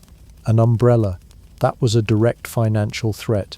It meant fewer fares, more dry pedestrians, and less soggy desperation. And cabbies, being famously patient and understanding creatures, responded to this economic threat with a cheerful combination of mockery, harassment, and vehicular intimidation. If you dared to walk down the street in London with an umbrella, you ran the real risk of being shouted at, pelted with garbage, or intentionally splashed by a passing carriage. Some cab drivers even took it a step further. steering toward umbrella users to accidentally knock them into puddles. Carrying an umbrella in London meant two things: you were dry and you were in danger. But cabbies weren't the only ones who hated umbrellas. The general public viewed them with deep suspicion. For one, they looked foreign. And in 18th century Britain, foreign was shorthand for French, which was shorthand for frilly, godless, and probably up to something. The umbrella was lumped in with other strange continental habits, like bidets and seasoning your food. To make matters worse, early British umbrellas were, let's say, less than subtle. They were made of whalebone ribs, oilcloth, and about 10 pounds of awkward social implications. They didn't fold, they didn't collapse, and they had the same aerodynamic profile as a barn door. Using one in a crowded street was basically declaring yourself a public menace with strong opinions about Italian opera. Religious folks weren't thrilled either. Some saw umbrellas as a blasphemous affront to divine will. If God wanted you wet, who were you to object? Shielding yourself from rain was dangerously close to defiance. It was the kind of thing that might get you a stern lecture from the local vicar, or worse, a spot in the next Sunday sermon titled "The Devil's Tarp and Other Tools of Vanity." Even the weather itself seemed to oppose umbrellas. British rain, unlike the polite seasonal drizzles of Paris, came at you sideways, upward, and occasionally from below. Umbrellas bent, flipped, or simply disintegrated into sorrow. A typical London gust could invert your fashionable rain shield into a useless metal skeleton faster than you could mutter, "Bloody hell." Still, some brave souls tried. A few daring eccentrics, usually wealthy or wildly indifferent to public opinion, began carrying umbrellas openly. These were the early adopters, the umbrella evangelists, and they paid dearly for their fashion-forward sins. Crowds would laugh, children would point, old men would mutter, "There goes one of those people." It was like walking a lobster on a leash, technically legal, but deeply unsettling to witness. And then there were the moments of violence.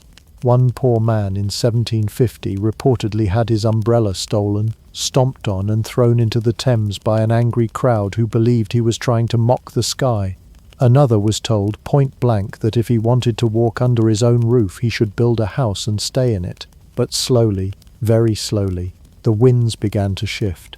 People noticed that umbrella users, despite the ridicule, were actually staying dry, and in a city where dampness was a way of life, this was nothing short of witchcraft. Maybe, just maybe, avoiding pneumonia wasn't the worst idea. Still, it would take one man and several decades of relentless perseverance to truly change Britain's mind. Someone willing to face mockery, threats, and the sheer force of stubborn British tradition to say, "You know what? I don't want trench foot today."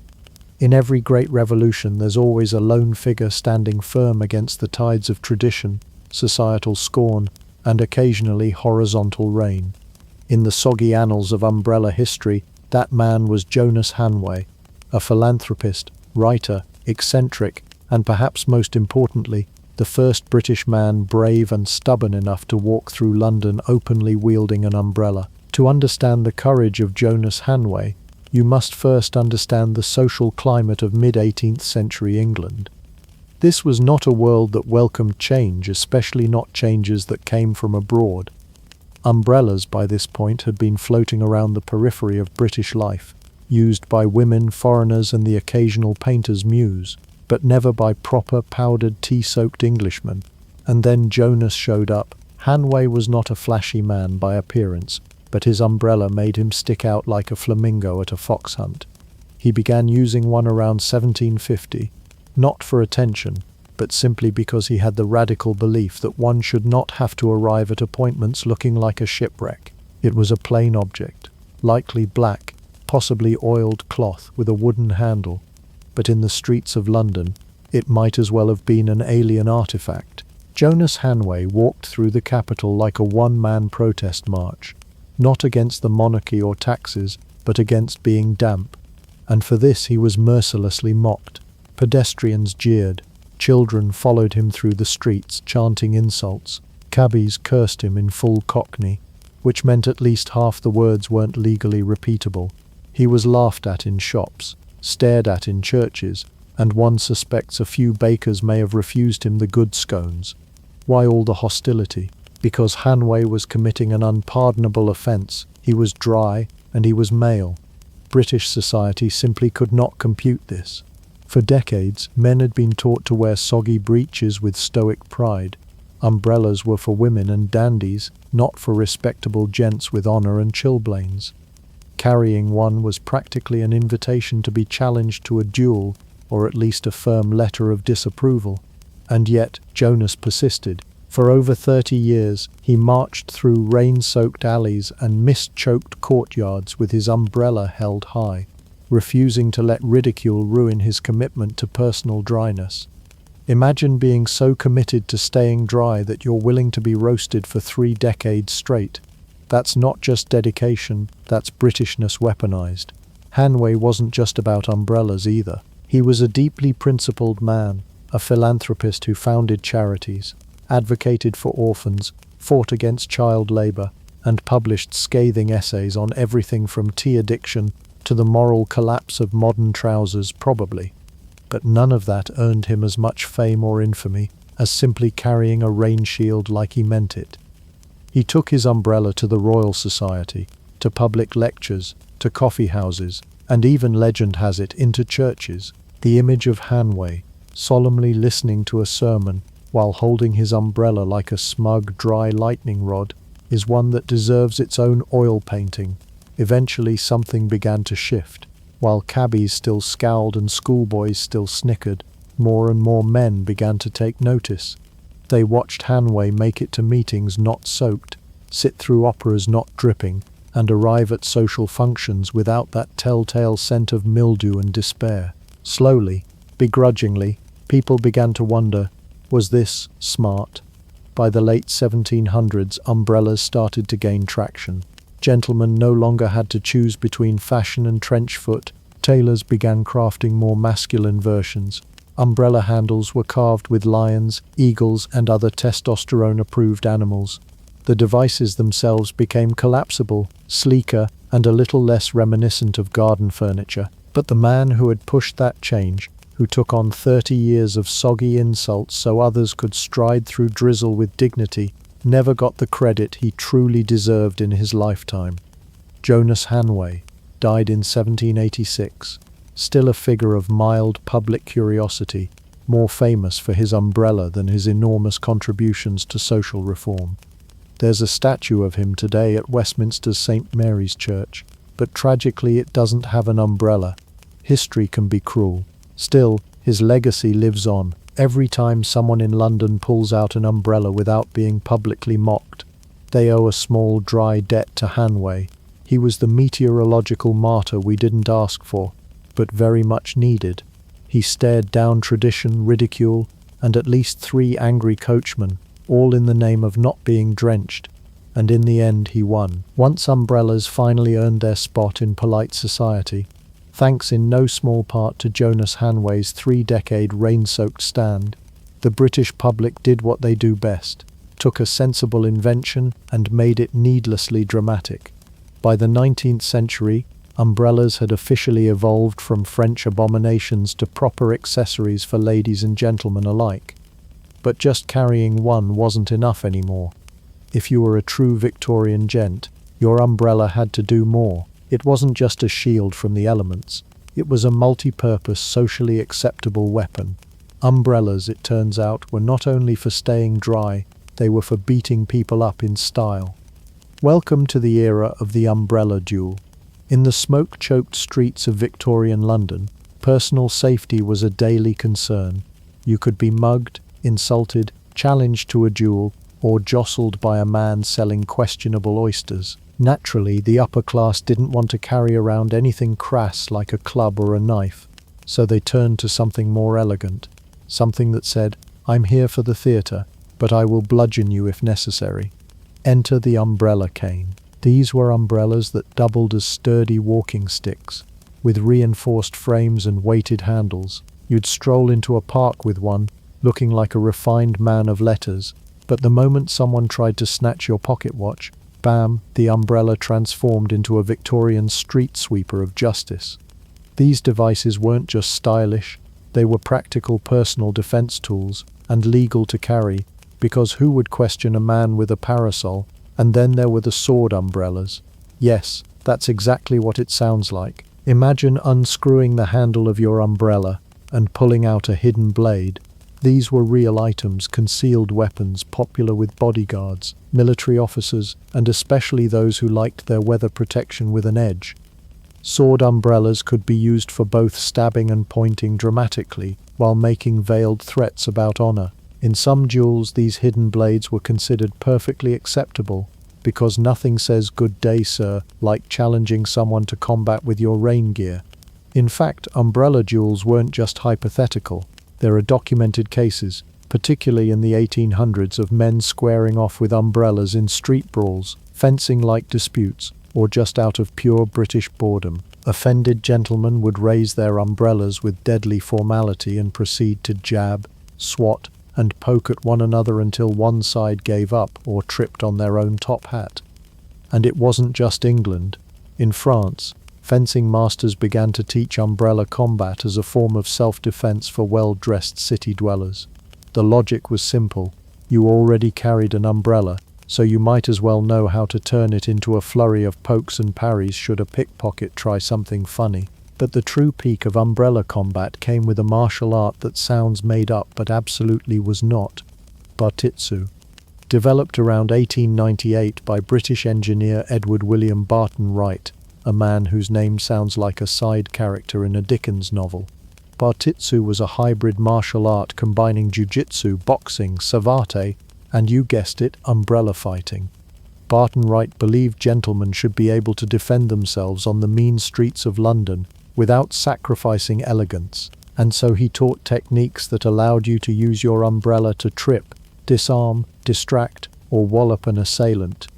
In Bartitsu, the umbrella was not just a passive object, it was a precise instrument of self-control and mayhem, like a monocle with emotional baggage. You could block punches, twist arms, and deliver devastating jabs to pressure points, all while keeping your waistcoat unwrinkled. One of the most famous Bartitsu students, Sherlock Holmes, at least in fiction. Sir Arthur Conan Doyle loved the art so much that Holmes was written as a skilled practitioner of Baritsu, a misspelling, using his umbrella and cane as part of his detective toolkit. And let's not forget the psychological aspect. Walking into a confrontation with an umbrella told people two things. You were prepared. You were classy enough to turn a rainy day item into street legal thing. As one Victorian safety manual put it, a gentleman ought not to be seen with a vulgar cudgel, but an umbrella of good weight and length may suffice to discourage both thieves and overly familiar acquaintances. Even women got in on the trend. By the late 1800s, women's parasols were being reinforced with hidden compartments, spikes, or hardened tips. Street safety was a concern for everyone, and what better way to fight off an unwanted suitor than with a delicate-looking parasol that doubled as a precision instrument of wrath. In short, the umbrella had fully evolved from ceremonial sunshade to unfashionable oddity to the Swiss Army knife of Victorian daily life. By the turn of the century, it was no longer just a weather shield. It was a weapon, a fashion statement, a walking stick, and in at least one case, a blunt object used to settle a disagreement about parliamentary procedure. Umbrellas, protecting you from the rain and also from Steve, who owes you money. If the 19th century had a motto, it might well be, put steam in it and sell it to everyone. And the humble umbrella, which once had to fight for its very right to exist in public, was about to get the Industrial Revolution treatment, meaning mass production, mechanical upgrades, and marketing that could convince even a potato farmer he needed 12 of them. Gone were the days when umbrellas were handmade luxuries, guarded by the upper crust like a family heirloom or a scandalous love letter from Paris. With the rise of factories, assembly lines, and a generation of inventors who looked at everything and said, "What if we made this more complicated?" the umbrella underwent a transformation from niche fashion flex to global weather essential, and honestly, it was glorious. Let's start with materials. Early umbrellas were often built like siege weapons, heavy wooden frames, thick oilcloth canopies, and spokes that could take an eye out if you opened them too enthusiastically. The Industrial Revolution changed that. New manufacturing techniques introduced lightweight steel ribs, waterproofed fabrics, and most importantly, the collapsible frame. Yes, that's right. Humanity's greatest minds were finally turned towards solving the age-old problem of how do I look fabulous, stay dry, and not poke strangers in the face while entering a building. The collapsible umbrella became a game-changer. Suddenly, you didn't need to drag around a 5-foot weather pike like you were jousting with the clouds. You could fold your umbrella into a tidy little bundle, tuck it under your arm, and go about your day like a respectable rain-resistant citizen.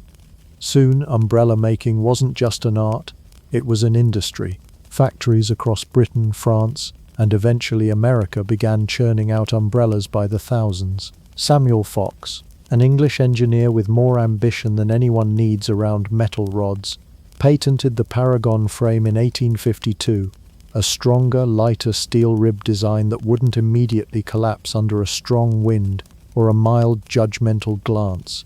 Umbrellas weren't just tools anymore, they were statements. With mass production came options. Fabric colors expanded, patterns emerged. You could buy a black umbrella for mourning, a lace-trimmed one for tea with the Duchess, or a striped number that said, "I'm a fun person who definitely doesn't fear lightning." Umbrella shops popped up in major cities, showcasing elaborate displays with names like the Rain Emporium or Drizzle & Co. Some umbrellas even came with instructions on proper use and etiquette, because of course they did. Victorians, after all, loved rules. If you were going to carry an umbrella, you had to do it correctly. That meant knowing which hand to use, when to raise or lower it in polite company, and how to tip it respectfully while passing a lady on the street. A man who let the handle drag along the ground was clearly a brute. A woman who opened hers too quickly might be accused of attention-seeking, and anyone who let a damp umbrella touch a table was basically one short step from social exile. Even the social classes embraced the umbrella with varying enthusiasm. The upper class treated it like a fashion essential. The middle class adopted it as a symbol of respectability, and the working class? Well, they were just happy to finally afford one. As prices dropped and production rose, even common laborers could stroll into town under a personal canopy of dignity. After all, now even peasants could look fabulous while waiting for the storm to ruin their crops. But of course, no industrial success story is complete without international drama. As umbrellas spread across Europe and the Americas, everyone wanted in on the action. Patents flew across desks like confetti. French designers claimed their umbrellas were more fashionable. English makers insisted theirs were sturdier. Americans, they immediately tried to make them bigger, faster, and somehow with more gears. There were legal battles over folding mechanisms, handles, even button placement. The umbrella became not just a product, but a battleground of national pride and rainy day capitalism. Even marketing got wild. Umbrella ads in the late 1800s promised romantic elegance, unmatched durability, and in one case protection from both drizzle and dishonor. Salesmen pitched umbrellas as tools of love, adventure, and professional success. Forget love letters. You impressed someone by offering your umbrella during a storm, and sealing the deal by having initials monogrammed on the canopy. And umbrellas went global. Colonizers carried them to all corners of the empire, which, to no one's surprise, meant tropical rainforests now had small shops offering British umbrellas to people who had already invented perfectly good ways to stay dry. But it didn't matter. The umbrella had become a symbol of modernity, a marker of civilization, and a particularly polite flex on Mother Nature. By the dawn of the 20th century, umbrellas were everywhere, in briefcases, underarms, on trains, and in the hands of tiny Victorian children who could barely lift them. What had once been mocked, feared, and nearly trampled by hackney cab drivers was now a global phenomenon. The age of the soggy gentleman was over. The umbrella had triumphed. Sleek, shiny, and available in 12 different tartan prints. After centuries of scandal, ridicule, dueling, and invention, The modern umbrella has finally settled into its current role, a humble, often forgotten sidekick that lives quietly in the corner of your hallway, under your desk, or inside that bottomless drawer where old takeout menus go to die. It's come a long way from symbolizing aristocracy, masculine rebellion, or elegant self-defense. Now it mostly symbolizes mild regret and poor planning. Let's be honest, no one remembers to bring their umbrella before the rain starts. You only remember it once you feel that first drop hit your neck like a cold slap from the heavens. That's when the internal monologue starts. I knew I should have brought it. I looked at the clouds. I even held it this morning, and why am I like this? That said, the umbrella itself has never been more advanced. We now live in the golden age of collapsibility. Modern umbrellas fold down to the size of a juice box, pop open with the push of a button, and come with built-in UV filters, windproof ribs, ergonomic handles, and if you're feeling fancy, a Bluetooth tracker in case you abandon it in a cafe after 2 uses. The 21st century umbrella can survive a light breeze, pair with your outfit, and vanish into your coat pocket, only to completely disintegrate when faced with a strong gust of suburban wind. Because despite all our progress, the modern umbrella still holds a deep spiritual connection to betrayal. You trust it, and it fails you.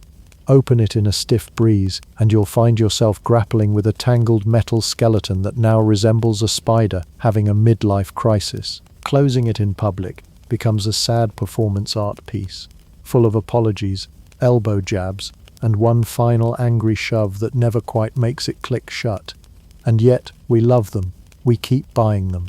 Some of us hoard them like Pokemon, thinking maybe this one will survive more than one season. We spend $5 on them at corner shops and 25 at museums. We lose them constantly on buses, in taxis, in restaurants where they're left like unwanted umbrellas in a Dickensian orphanage. Please, sir, may I shelter again? Still, the umbrella remains a cultural icon, just not always in ways its inventors could have predicted. Consider its place in pop culture. Poppins didn't just carry an umbrella, she used it to fly. She floated through the sky like a magical nanny-shaped cloud with perfect posture, turning the umbrella into a literal vehicle for joy and childhood imagination. It wasn't about rain, it was about charm, elegance, and controlling chaos through whimsical hovering. And don't forget the tiny paper umbrellas. These gloriously useless cocktail decorations are the final evolution of parasol culture, proof that umbrellas can still be stylish, festive, and functionally worthless. You can't use them for shade, defense, or shelter, but you can stick one in a daiquiri and feel instantly 20% more relaxed. That's innovation. But despite all this progress, the umbrella today has a strange dual life. On one hand, it's an essential tool found in glove compartments, school bags, and hotel closets the world over. On the other hand, it's still weirdly embarrassing to deal with in public. Nothing saps your cool faster than wrestling with a semi-collapsed umbrella in front of a revolving door. There's no elegant way to shake one dry. There's no dignified way to carry it once it's wet and dripping like an angry sea creature. It will always be slightly too big to tuck away neatly, and just small enough to stab you in the shin as you carry it. And yet here we are, centuries later, still walking through storms, still trying to make peace with our over-engineered nylon mushrooms. We went from street violence over umbrellas to carrying one that fits in a coat pocket and breaks instantly in 2 mil/p wind. But maybe that's the most human thing of all, to turn centuries of invention into something we still haven't quite figured out how to fold. So the next time you're out in the rain struggling to collapse a wind-flipped umbrella while maintaining eye contact with your barista, just remember you're part of a legacy. A long, bizarre, occasionally soggy legacy of fashion, rebellion, dueling, industrialization, and mild inconvenience. And if nothing else, at least you're mostly dry.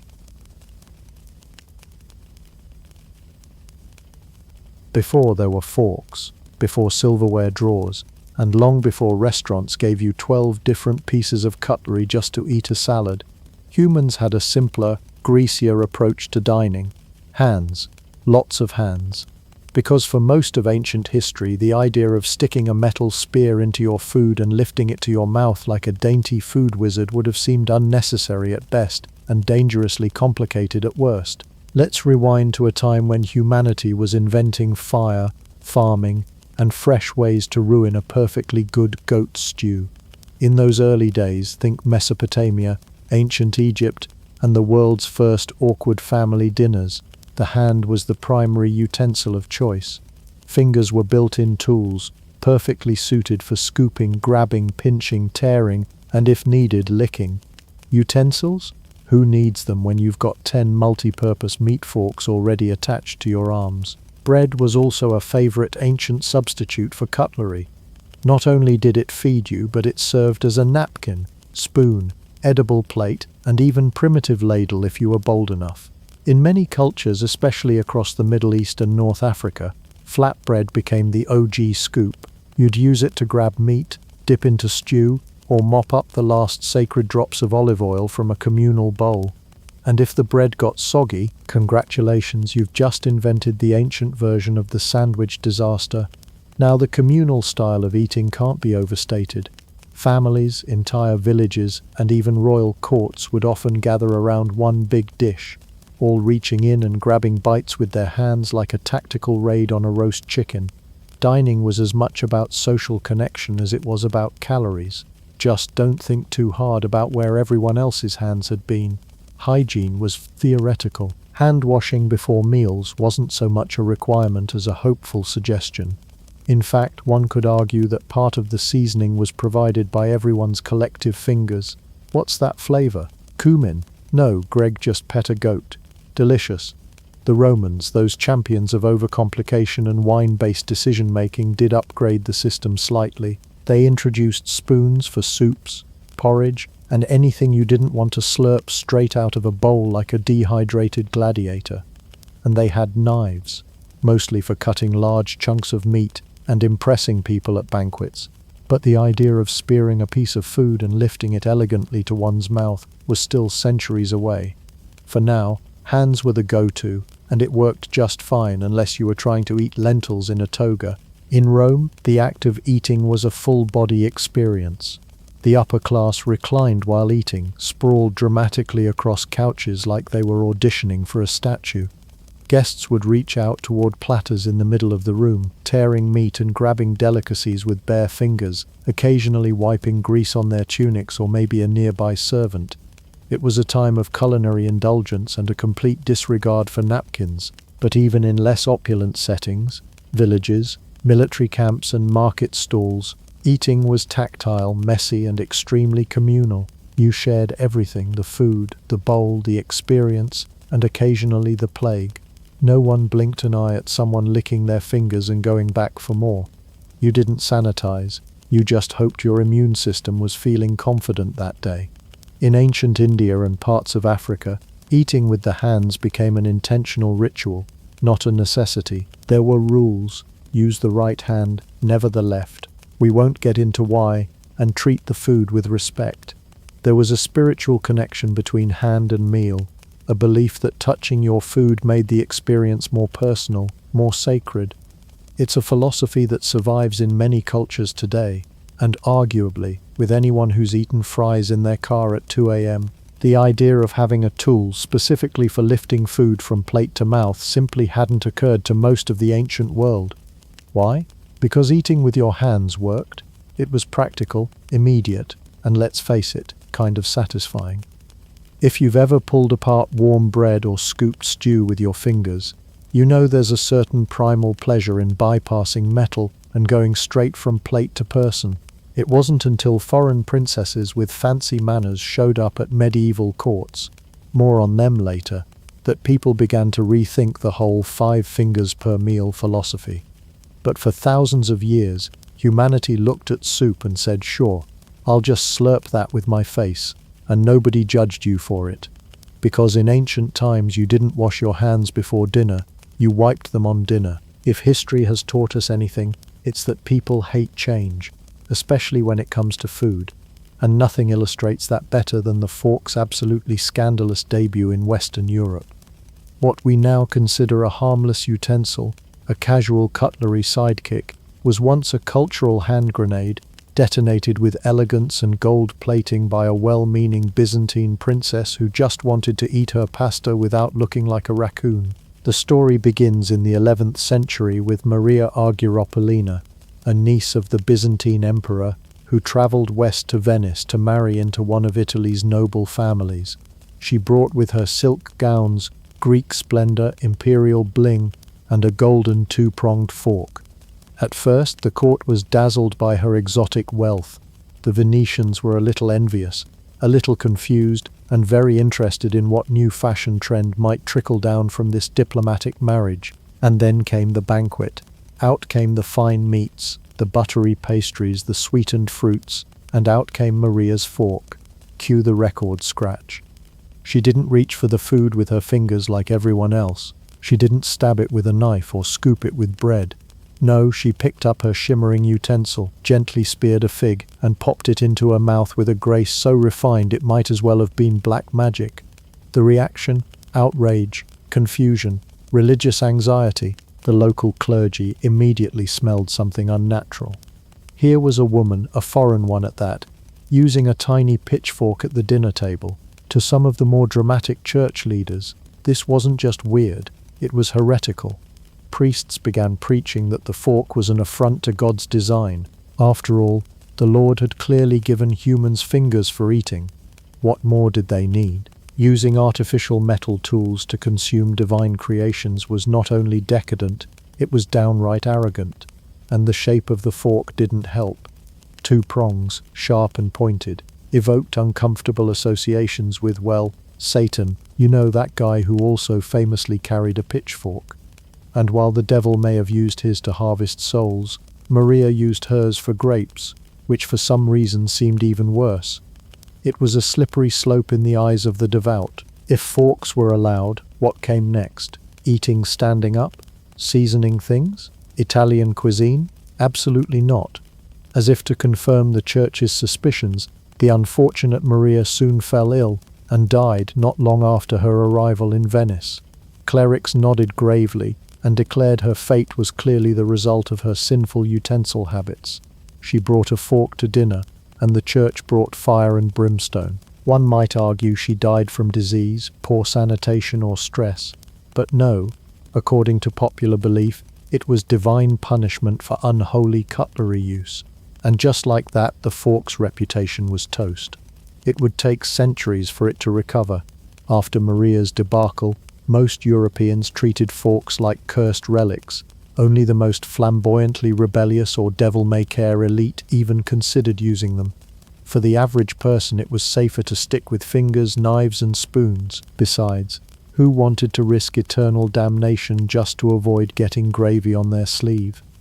But even amid all the scandal, whispers of fork use continued to circulate in elite Italian courts. A few daring nobles intrigued by the foreign habit kept forks around as curiosities. Occasionally they were brought out at banquets, more for show than utility. Oh, what's this? A Byzantine novelty. How charming, they'd say, before promptly ignoring it and digging into their roast duck like a hungry bear. It wasn't until the slow rise of noodle-based meals in Italy, yes, pasta helped save the fork, that the argument for tined tools got stronger. Spaghetti was not finger-friendly. Ravioli was too delicate for slicing. And lasagna, with all its gooey layers and molten cheese, was a disaster for anyone trying to be dignified with just a spoon. The fork began to look more like a solution, and less like Satan's salad tongs. Still, for now, the 11th century fork remained a controversial figure, elegant in design, blasphemous in concept, and tragically misunderstood. It was a time when people thought nothing of bathing once a month, or bleeding out a fever with leeches, but a small metal utensil? Too far.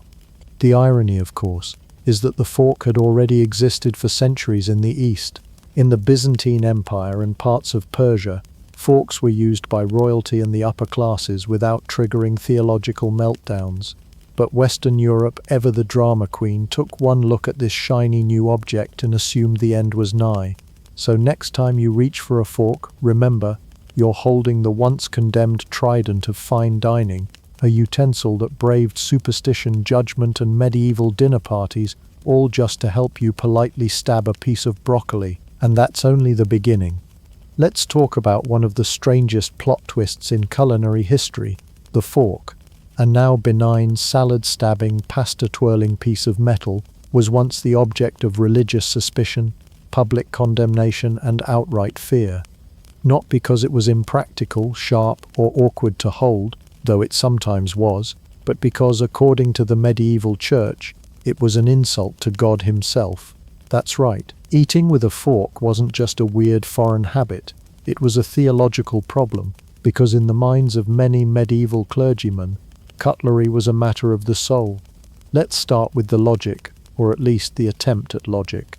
The church taught that God, in his infinite wisdom and divine kitchen planning, had already given humans the perfect tools to eat.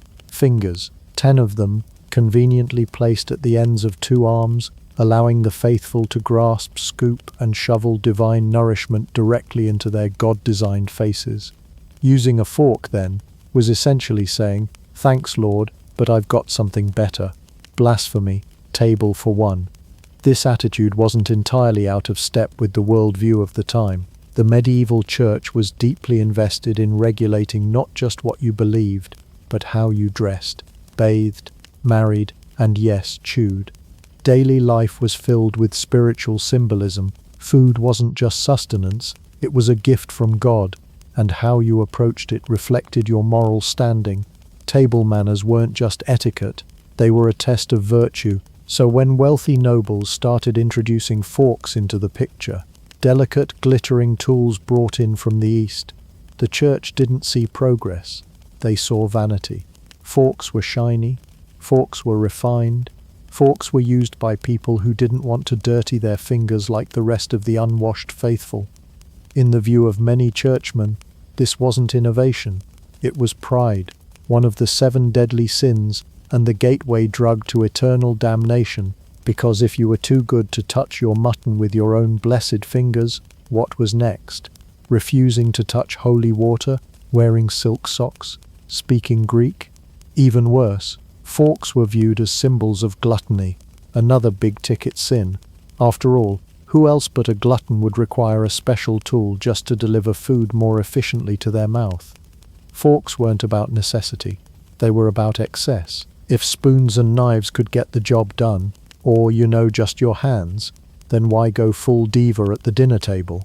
And then there was the truly damning association, the devil. Yes, Lucifer himself apparently had a branding problem. Somewhere between the horns, the hooves, and the eternal lake of fire, Satan became strongly linked with the pitchfork, a 3-pronged instrument of chaos and soul-stabbing. So when forks started appearing on tables, particularly the 2- or 3-pronged variety, some very enthusiastic monks looked at them and gasped, "Behold, the devil's salad tongs."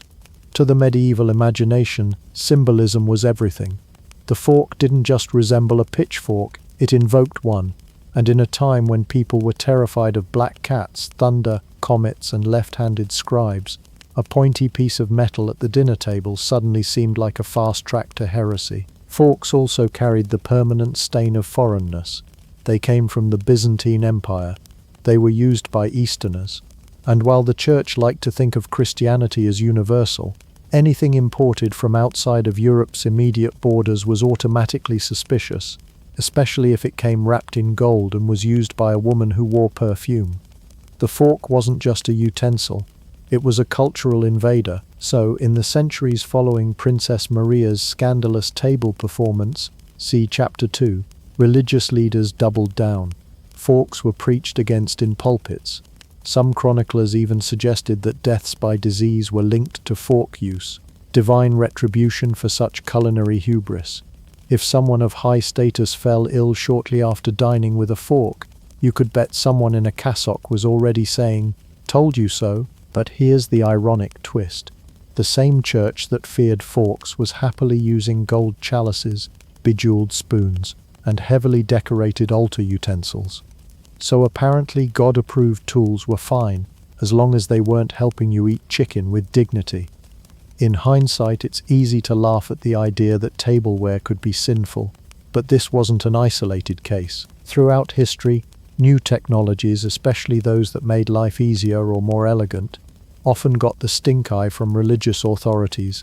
Whether it was the printing press, the telescope, or a better way to eat a pear, change was always met with suspicion, and if it glinted in the candlelight and came from Constantinople, definitely trouble.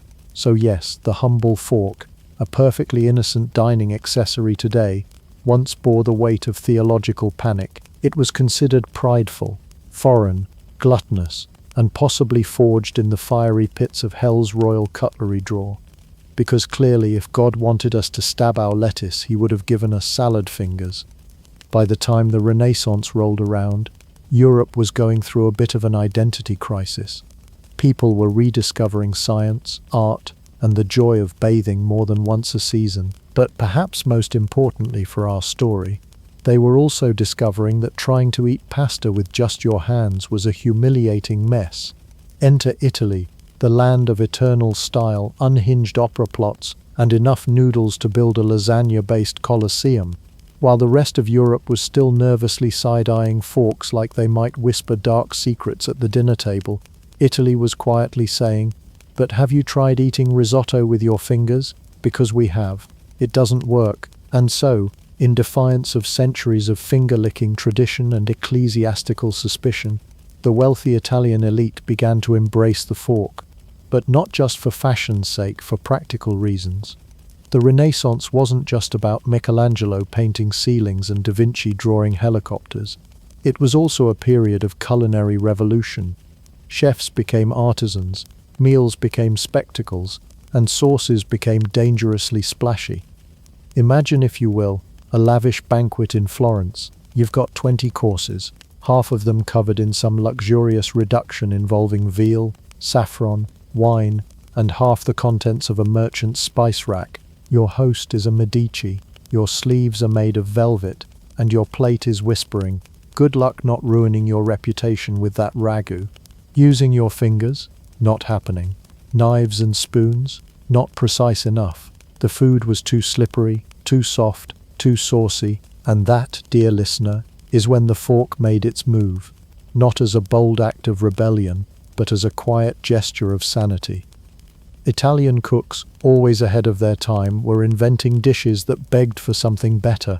Ravioli, drenched in butter and sage, gnocchi that collapsed if looked at wrong, and of course the noodle apocalypse, tagliatelle, fettuccine, spaghetti. Try eating a bowl of that without a fork and you either end up with third-degree burns or a personality crisis. Turns out using a fork wasn't unholy. It was just really convenient for spaghetti.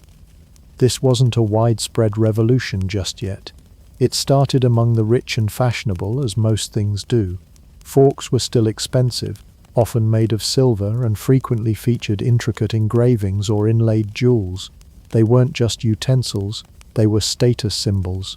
You weren't just eating, you were announcing, "I am rich enough to own pointy cutlery and too refined to lick gravy off my wrists." The fact that the church still looked upon forks with suspicion didn't bother these aristocrats much.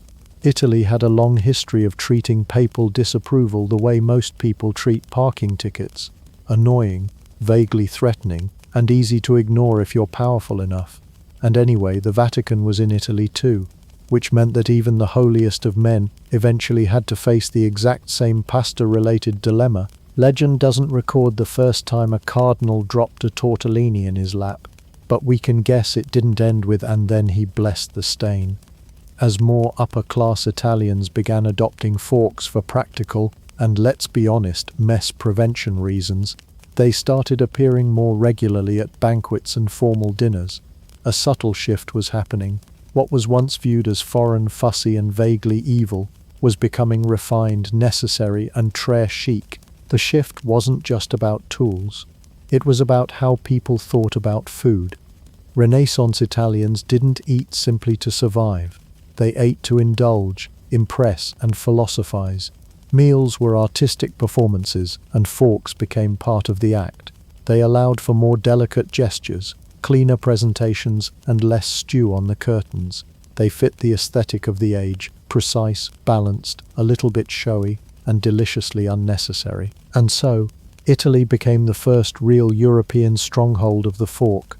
not in spite of the fork's controversial history, but because Italians were too busy twirling pasta and reciting poetry to care what anyone thought. The fork was no longer a suspicious outsider, it was now a trusted partner in culinary crime. It had finally found a home between the pasta and the prestige. Of course, not everyone in Europe was on board just yet. Forks still had miles to go before reaching common acceptance across the continent. France was still flirting with the idea, England was still sneering, and peasants across Europe were still using the age-old technique of eat fast before anyone notices your hands are filthy. But in Italy, the fork was no longer a prong of the devil. It was a tool of civilization, a badge of refinement, and perhaps most importantly, a way to eat tagliatelle without launching it into someone's hair.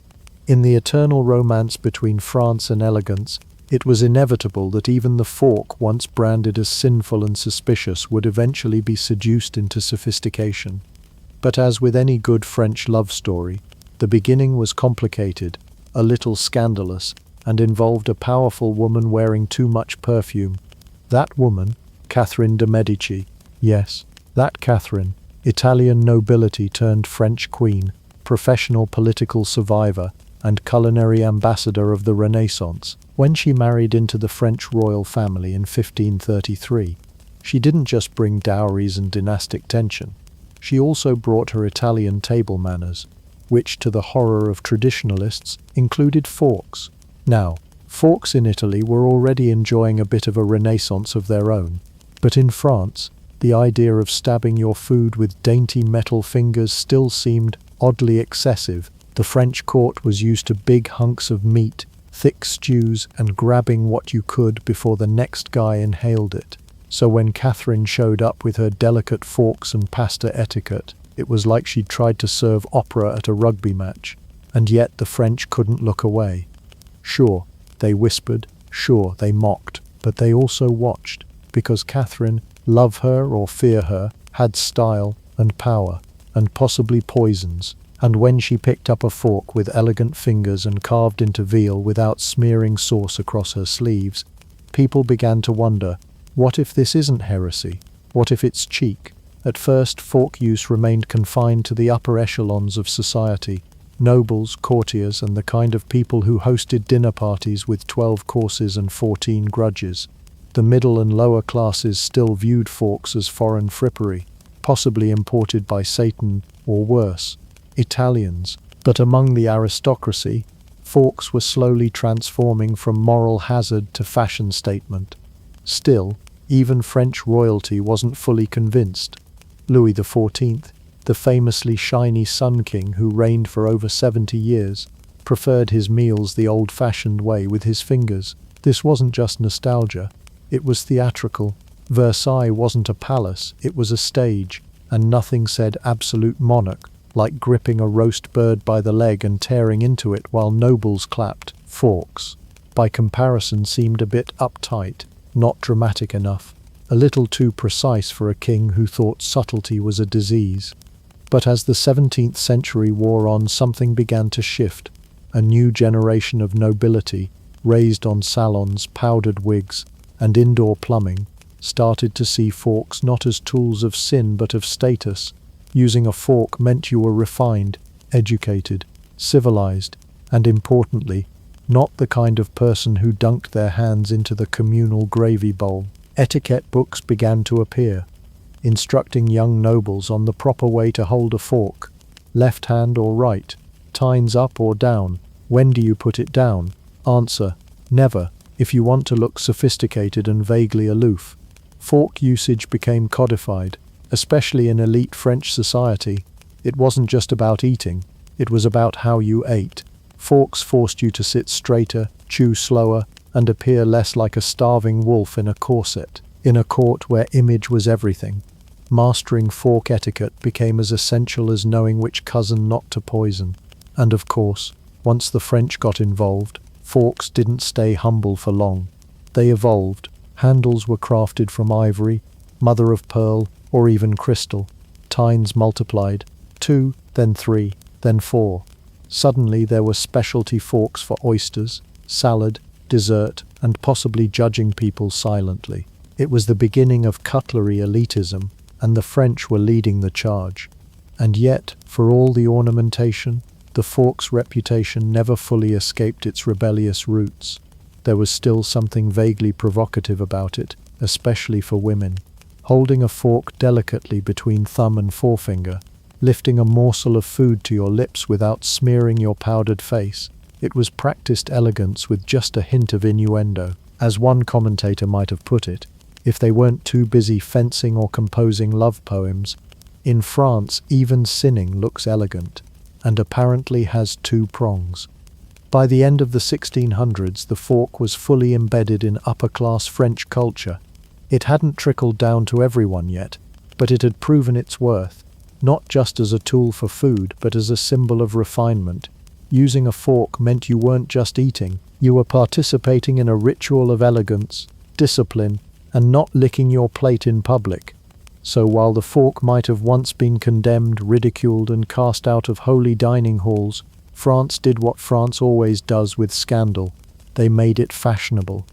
When it came to adopting the fork, England stood firm, arms crossed, gravy on its chin, and declared, "No thank you." In a country that prided itself on roast beef puddings and a national suspicion of anything remotely fashionable, the fork arrived not as a welcome guest, but as an uninvited foreigner trying to crash Sunday dinner.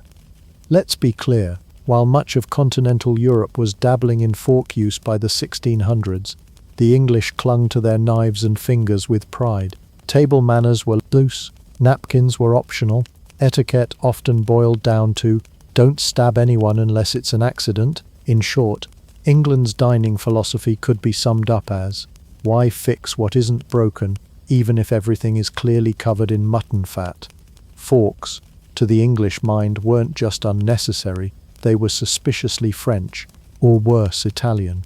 And if there were two things 17th century England didn't trust, it was Catholicism, and anything that made you look like you might enjoy art. The fork had both problems. Enter Thomas Coryate, the patron saint of polite utensil awkwardness. Coryate was a writer, traveller, and general eccentric, who in 1608 wandered through Europe on a sort of proto-hipster gap year. Along the way he visited Italy, soaked up the Renaissance vibes, and most scandalously ate with a fork. Not once, not experimentally, but regularly. And like any self-respecting man of letters, he wrote home about it. In his travelogue Crudities, which, yes, sounds like something you'd get from undercooked pork, Coryate described the strange and fascinating Italian habit of using a small, pronged tool to lift food to one's mouth without smearing it everywhere. He praised its neatness, he marveled at its logic, he even started using one himself. England's response? Laughter, ridicule, howls of mockery. Coryate might as well have announced he was marrying a side table and naming the cutlery as godparents. Pamphlets were written mocking him. Poets called him pretentious. Even his friends in literary circles rolled their eyes. The idea that a red-blooded Englishman would use a foreign tool to eat his roast goose was enough to spark national identity panic. Because in England, food wasn't just about sustenance, it was about stubbornness. People liked eating with their hands. There was a proud medieval undercurrent to it, a sense of grit, tradition, and slightly feral patriotism. Plus, it made dinner faster. Who needed a fork when you had a dagger in one hand and half a pigeon in the other? Even into the late 1600s, many English diners still preferred knives, spoons, or fingers. Forks remained rare curiosities, owned mostly by the wealthy or the weird. They were decorative, not functional. Some aristocrats might display them at fancy dinners to show off how continental they were, but few actually used them. Part of the resistance came down to class too. Forks were seen as effeminate, dainty, and tied to aristocratic excess. Real men didn't need forks. Real men just needed a knife and the ability to ignore stains.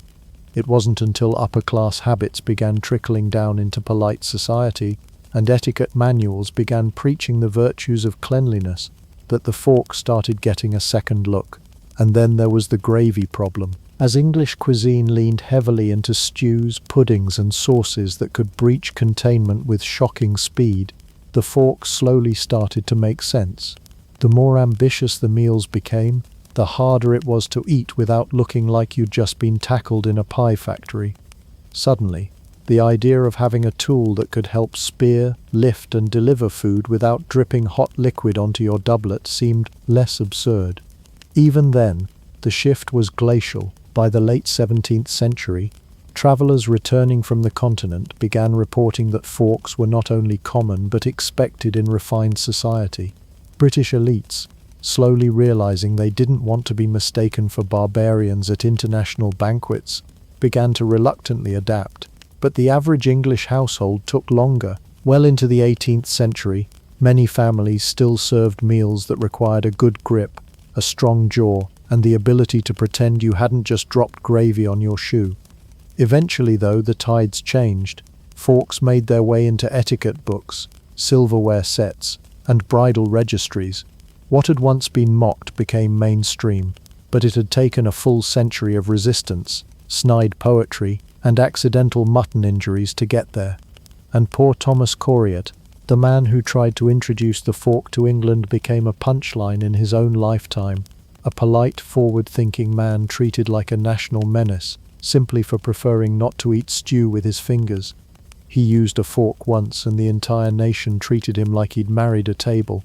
By the time the 18th century dawned, the fork had completed the most dramatic redemption arc in culinary history. It went from a scandalous metal trident fit only for Satan or scandalous duchesses to a must-have symbol of civility.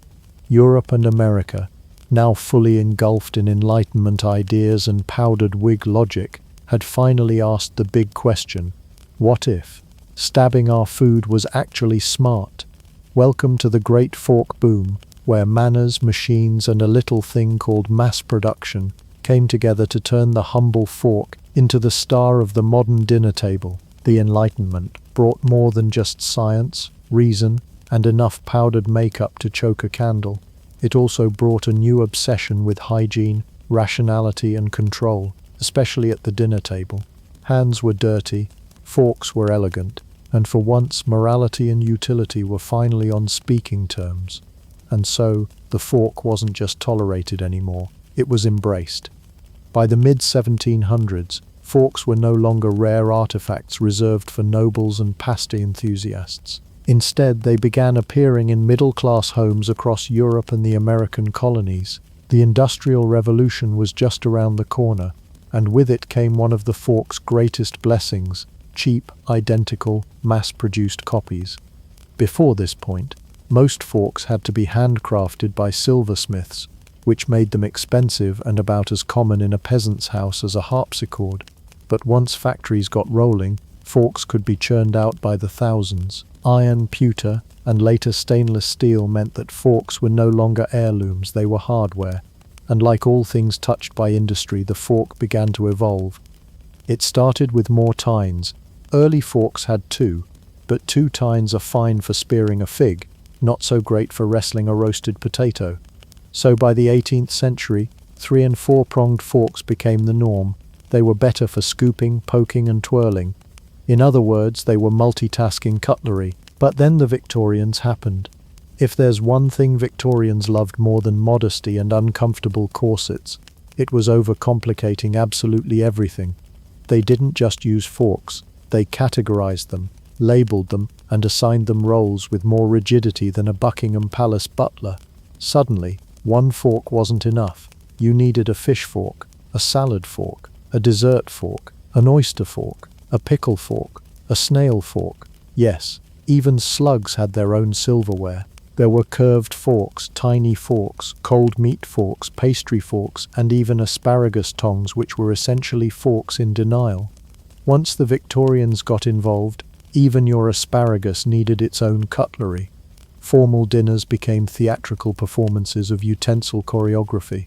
If you didn't know which fork to use, and when, and how, congratulations, you'd just publicly embarrassed your entire bloodline. Fork placement on the table became a coded language. Use the wrong fork for the shrimp course and you might as well have spit in the soup. Of course, not everyone was thrilled by fork escalation.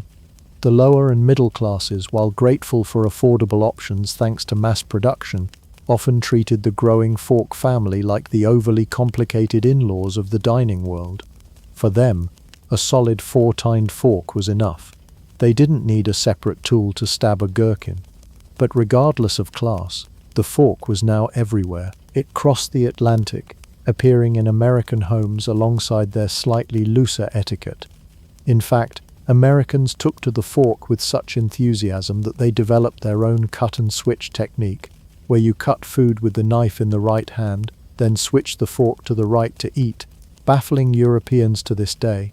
Meanwhile, factories in Sheffield and Solingen were churning out millions of forks every year. Dinnerware sets became a standard wedding gift. Children were taught to use forks from a young age. The fork had done it. It had moved from feared foreign devil prong to family-friendly utensil icon. But let's not forget the most important development of all, design. With mass production came the ability to stylize forks. They became decorative, engraved, monogrammed. Some were designed for royalty, others for diners, and many were, let's be honest, needlessly fancy for what amounts to a food harpoon. By the 19th century, the fork had not only earned its place, it had taken over. Knives were now restricted to cutting rolls. Spoons had been demoted to soup and cereal duty. And fingers? Forbidden at formal events unless you were under 5 or on fire. The great fork boom had done more than standardize a utensil. It had rewired our entire relationship with food and manners. It brought precision, order, and just a pinch of priggish superiority to every meal. The Enlightenment had given us logic, steam power, and telescopes, but it also gave us a metal stick with just enough tines to say, "I am civilized." So here we are, the modern world, where you can order a triple chili lobster poutine at 3 a.m. from a vending machine, and chances are it will come with a fork.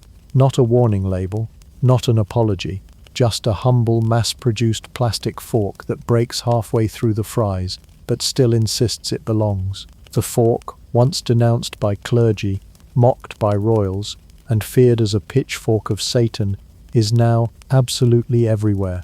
From fast food joints to Michelin-starred temples of tiny portions, it's the default device for eating anything solid that can't be sucked through a straw.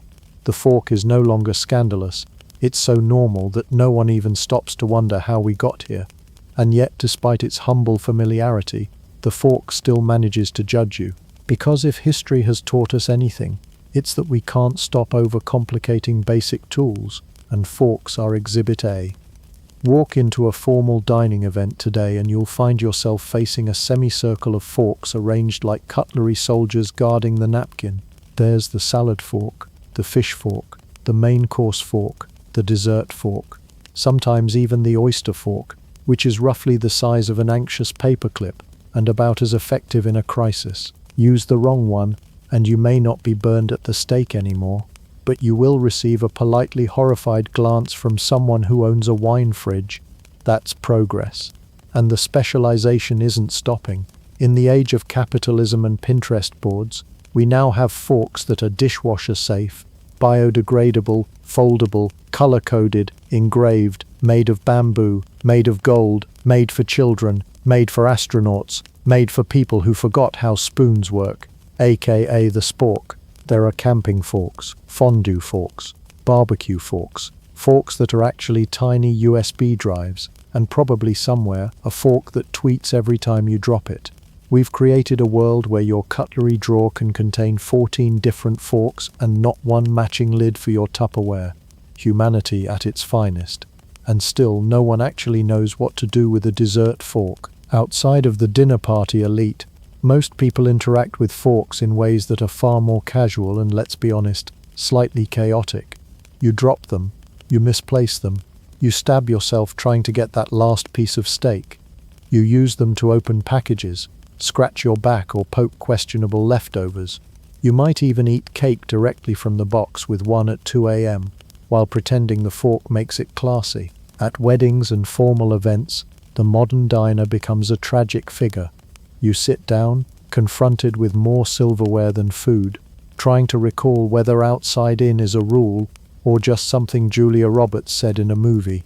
You grip your fork with sweaty anxiety, and try not to flinch when the waiter says amuse-bouche, and when you inevitably drop that fork on your lap, or clatter it against your wine glass while trying to cut a cherry tomato. There's a moment where every person at the table hears it and silently thinks, amateur. Yet despite all this, the stress, the over-design, the silent fork-shaming, this little tool persists.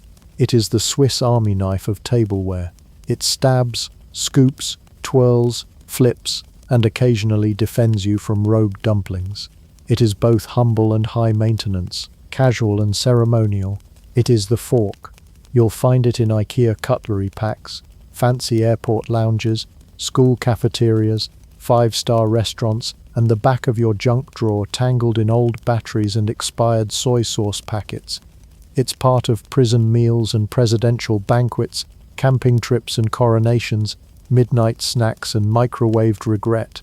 From the Devil's Prong to Store's bestseller, now that's character development. And while the spork briefly tried to overthrow the fork's reign in the 1970s, and again in high school cafeterias worldwide, let's be honest, no one trusts a spoon with delusions of sharpness.